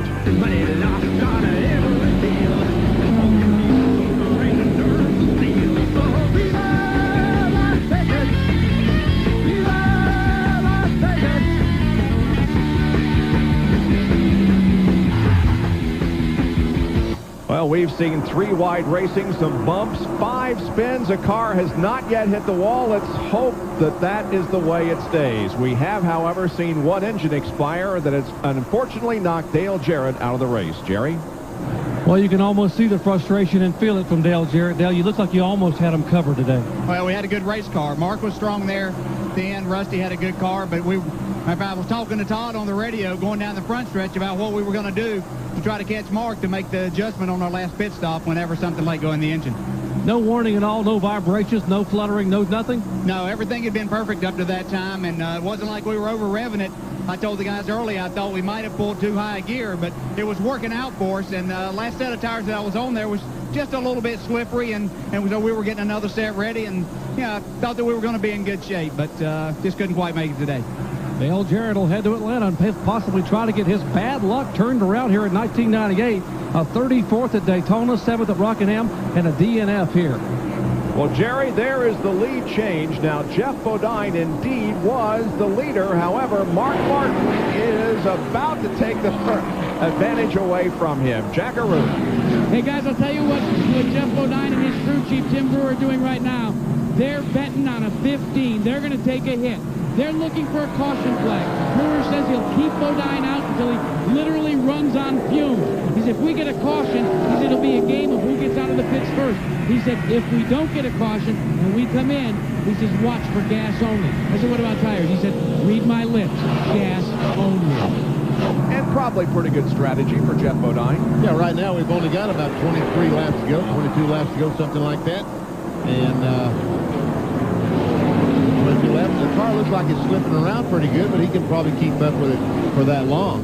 By the way, back to Dale Jarrett for just a moment. In all of 1997, he only had one DNF, and that was at Dover in June. And, of course, he has one here in the third race of 1998. Mark Martin is the leader of the race, with now 246 laps completed. You can check out all of the action from all of NASCAR's different divisions if you're on the official NASCAR website, www.nascar.com, NASCAR Online. Now, here's Jeff Bodine making a pit stop. And guess what? Read my lips. Tires. Jackaroo. And Benny, he had a problem coming onto pit road, and that's why they last minute elected to make that tire change. Got out onto the grass, kicked up a lot of dirt, and you don't want to gamble with a set of slippery tires, as you said, when they can become grassy as well. That was good. A good change there to change those right sides. Let's take a look. Oh, he's way out in the grass, Benny. I mean, that's not even close to the racetrack. Not even close. So the driver who started on the outside of the front row has a problem coming onto pit road. Let's. Same thing as Johnny Benson. He's trying to get in as fast as he can. As he tries to go on pit road, he knows if he turns the steering wheel, he's going to spin out. So he took a choice rather than spin out. I'll go on the grass. And you know what? NASCAR can't time him in the grass. That's right. They use lines, but they are painted on the pavement to determine if a car is speeding on pit road. Well, the Las Vegas 400 is nearing its conclusion. We'll be back after these messages and a word from our ABC stations. Stay up to speed with complete racing coverage, including the latest news, notes, and results, all on America Online, keyword ABC Sports. And you're watching live coverage of the Las Vegas 400 here on ABC Sports this afternoon. We've only got 13 more laps to go, and Mark Martin has a 2.5-second lead over Jeff Burton. It was about 3.5 seconds not too long ago, so Jeff Burton is getting closer. Closer and closer. Can he gain enough in the next 13 laps? We'll just have to wait and see. See, he was 3.1 seconds behind. 5 laps later, he was 2.7 seconds behind. That's only 0.4 seconds. He's got to pick up the pace if he's going to catch Mark Martin and win this race. Martin, by the way, has just clinched the 5 bonus points for leading the most laps here in the inaugural Las Vegas 400. Here's an Napa Field summary where everybody is running at the moment. Check out the starting positions there on the right-hand side. The numbers in parentheses. Jimmy Spencer having a good race today. There are 11 cars Still on the lead lap, Ricky Rudd running in 11th. Jeff Gordon is 17th at the moment. He is also a lap down. Joe Nemechek ran well in the early stages. He's a lap down in 22nd.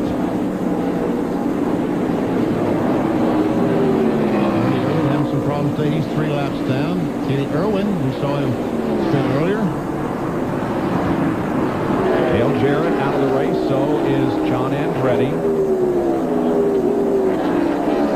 Ricky Rudd just goes a lap down, the 11th place car. So now, only 10 cars on the lead lap. I see Chad Little is that 10th place car. So Jack Roush has 1, 2, 3, 4, 5 cars in the top 10. All 5 of his cars are in the top 10. A great day at this point for Jack Roush. And Buddy Parrott has to be awful proud today because over the winter, Mark Martin and Jimmy Finning moved down to Northern North Carolina in the shop with Buddy Parrott, who was the team manager for both for Mark Martin and for Jeff Burton. So Buddy Parrott, your car's running 1-2 in the Las Vegas 400. Congratulations.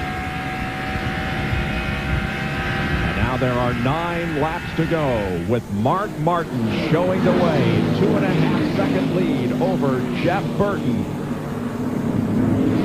The inaugural Las Vegas 400K has been everything that we hoped it would be. We've seen some great racing, and the best thing is we haven't seen a single car into the wall. Let's hope we don't have it the rest of the way. And Ricky Rudd is still running. He's now in a 12th spot. And his car is struggling just a little bit.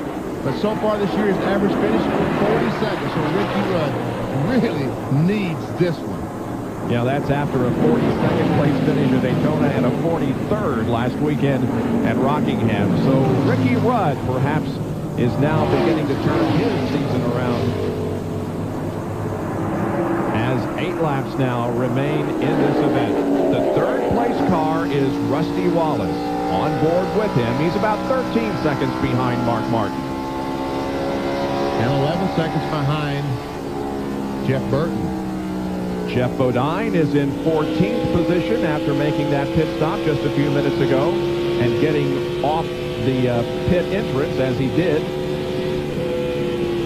Lake Speed has had a struggle today in the Cartoon Network car. He's 3 laps down in 30 seconds. This is the First Plus Financial onboard camera right along with the Lake Speed. And Mike Skinner, the 31 car, another car that struggled today. He's 30th for 3 laps down in our Valspar Pants onboard camera. And Ricky Craven, who spun earlier on, is running in 28th spot. Spun on the 1st or 2nd lap. Is now 2 laps down. The car has run pretty well today. Yes, it has. At times, that car has run very well. Bill Elliott is in the top 10. He's got a 9th place finish going. And coming into this race, he and Rusty Wallace were the only 2 drivers to finish in the top 10 in both the races so far. So he may have a 3rd consecutive top 10 finish. 98 car of Greg Sachs back in 25th spot. This is the Thorn Apple Valley Premium Meats onboard camera. Cale Yarborough's car. Mike Gilman, the crew chief. There's the lap leaders, and you said Mark Martin will get 10 bonus points today. 5 for leading the lap, 5 more for leading the most laps. Now down to Jerry Punch. I just spoke with Jack Roush and asked him about the vibration in the 6 car. And he said, Doc, what we're seeing is the vibration fluctuates with the RPMs of the engine. He said, what has us concerned is on our last pit stop as it came down pit road, we saw a puff of smoke out of the car. We are hoping it will hold on for 4 more laps. We're watching the Tabasco Hot Zone telemetry, trying to be able to see exactly how this engine is running as Mark Martin hopes to hang on and get his first win here in 1998. Well, he has now 3.5 laps remaining before the checkered flag drops. Let's watch this telemetry. About 181, Benny, I think, was the fastest there. That's not too bad. He should get more speed down the front stretch as he comes by and goes by the start-finish line to complete 1 more lap. Now it's 3 to go.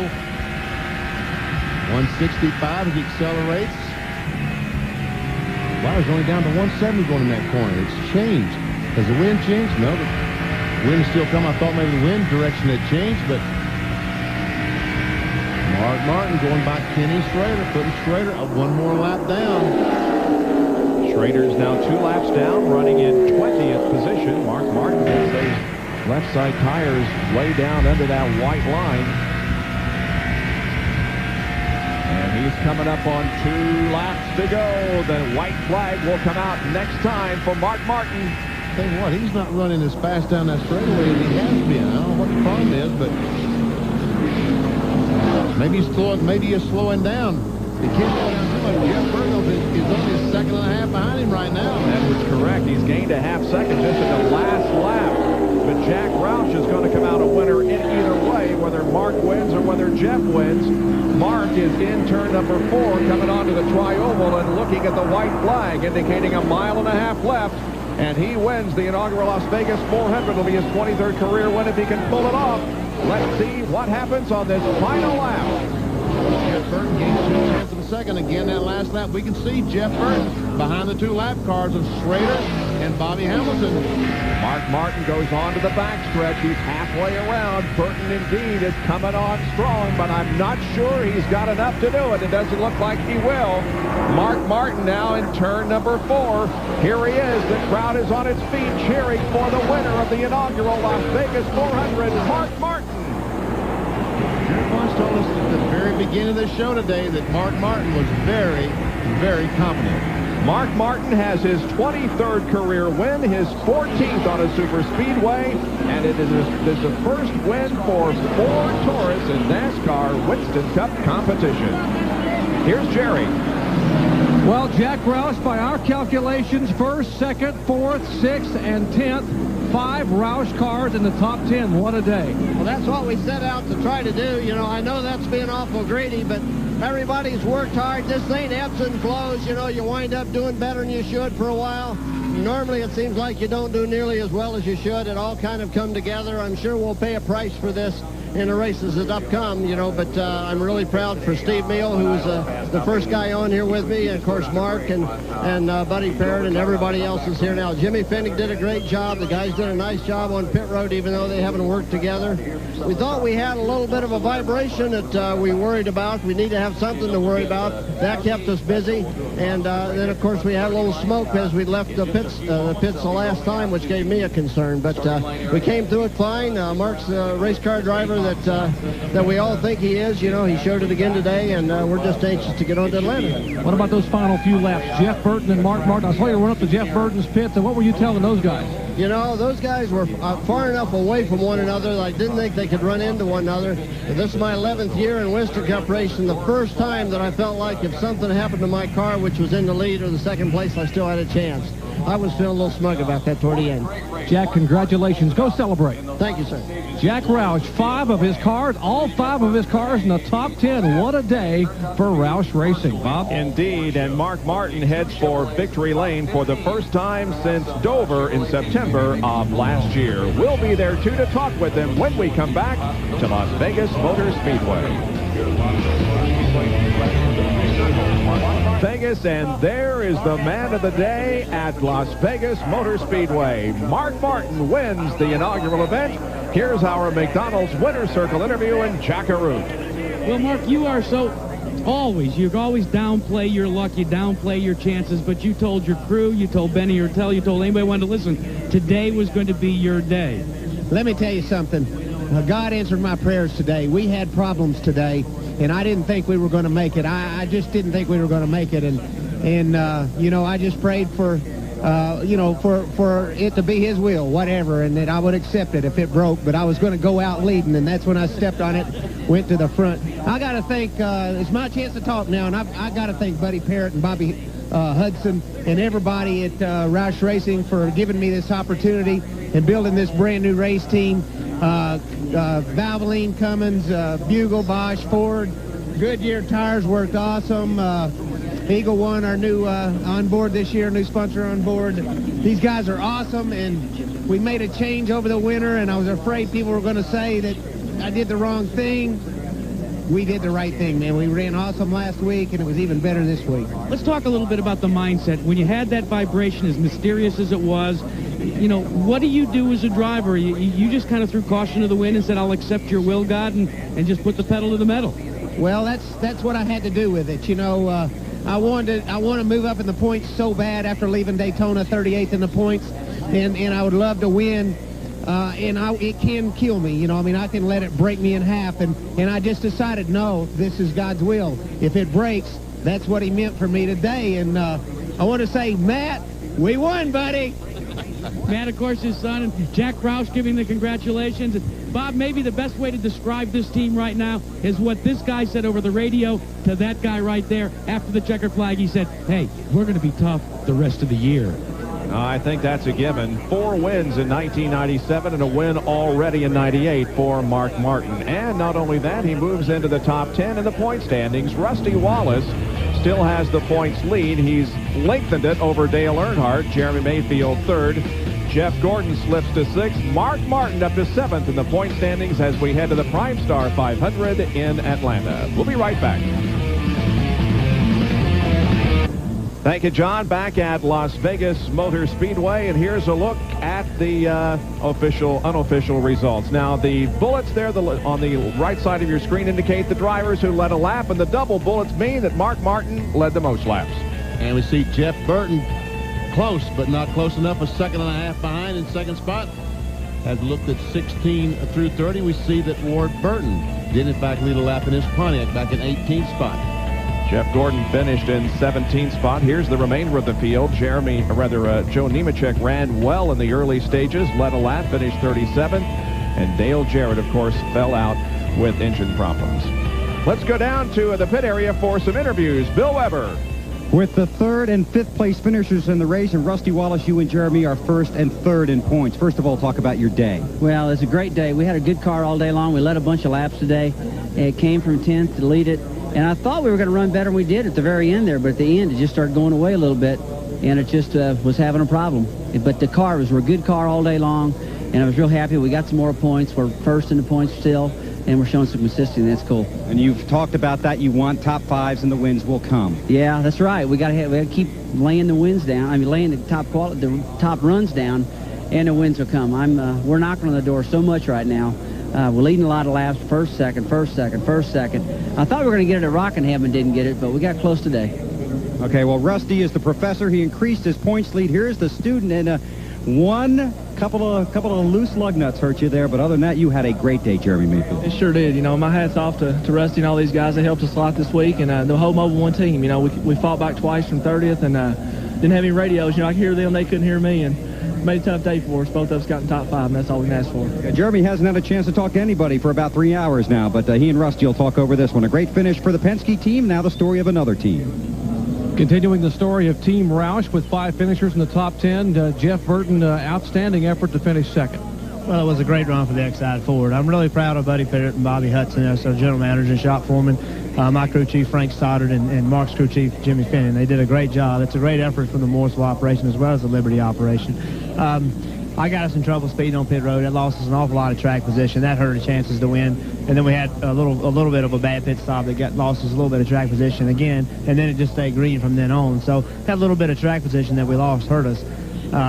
I don't know if we're going to beat Mark or not anyway, but after that, we never really got close enough. But it doesn't matter. I'm very proud. That's the kind of run we needed to turn the year around. We've had 2 not-so-good finishes, and that's a great finish for us. So that's what we needed to get this year turned around for the Exide Ford. Well, you went from 15th to 2nd. This guy beside you, your teammate Johnny Benson, went from 16th to 4th. JB, great run. It sure was. I mean, I was real excited. Cheerios Torres ran awesome. Steve Meal and all the guys just been working so hard to try to get us out of that hole at Daytona, and ran great at Rockingham and had a problem. And started out pretty good here. Then I was doing donuts in the grass and having all kinds of trouble. So I tell you, they did a tremendous job. Johnny Benson coming home 4th place, 5 in the top 10. Team Roush, they're still shaking their heads here in the Winston Cup Garage. Let's update the Jack Roush situation. Now, Chad Little moved to is a 9th in points after finishing 10th. Mark Martin 7th in points now after the victory. And Ted Musgrave finished 6th today. He'll go 21st. Jeff Burton finished 2nd, goes all the way up to 18th. And Benson finished 4th, goes up to 30th, even though he missed Daytona. Well, we've got more NASCAR Winston Cup coverage coming up for you this coming week. Friday, we'll have Bud Pole qualifying. Incredible. You talk about Dale Earnhardt winning at Daytona. You talk about Jeff Gordon winning at Rockingham. And now Mark Martin winning here. Who's going to win in Atlanta, Bill Weber? We'll have to wait and see. When we went there last fall, Bobby Labonte put a Pontiac in victory lane. Chevy's taken the first two. It was a Ford here in Vegas. Will it be Pontiac in Atlanta? We'll see next Sunday. Here's Jerry Punch. The show capital of the world, Play, hosts the greatest show in modern-day motorsports, NASCAR, Winston Cup racing. And, folks, 107,000 here and hopefully millions watching at home didn't go away disappointed. What a race and what a finish for Team Roush. 5 cars in the top 10. Bob? What a debut for the NASCAR Winston Cup Series at Las Vegas. Man, he was so doggone excited. And it was great to see Mark Martin pull one off. And even though he had that problem, not knowing if he was going to finish that last lap, but he did. Congratulations, Jack Roush and Mark Martin. Mark Martin wins the Las Vegas 400. Don't forget our coverage on ESPN2 and ESPN this coming week from Atlanta, and live coverage of the Prime Star 500 from Atlanta Motor Speedway here on ABC next Sunday afternoon. Thanks for joining us from here at Las Vegas. Now back to our Wide World of Sports studio in New York. Here's your host, John Saunders.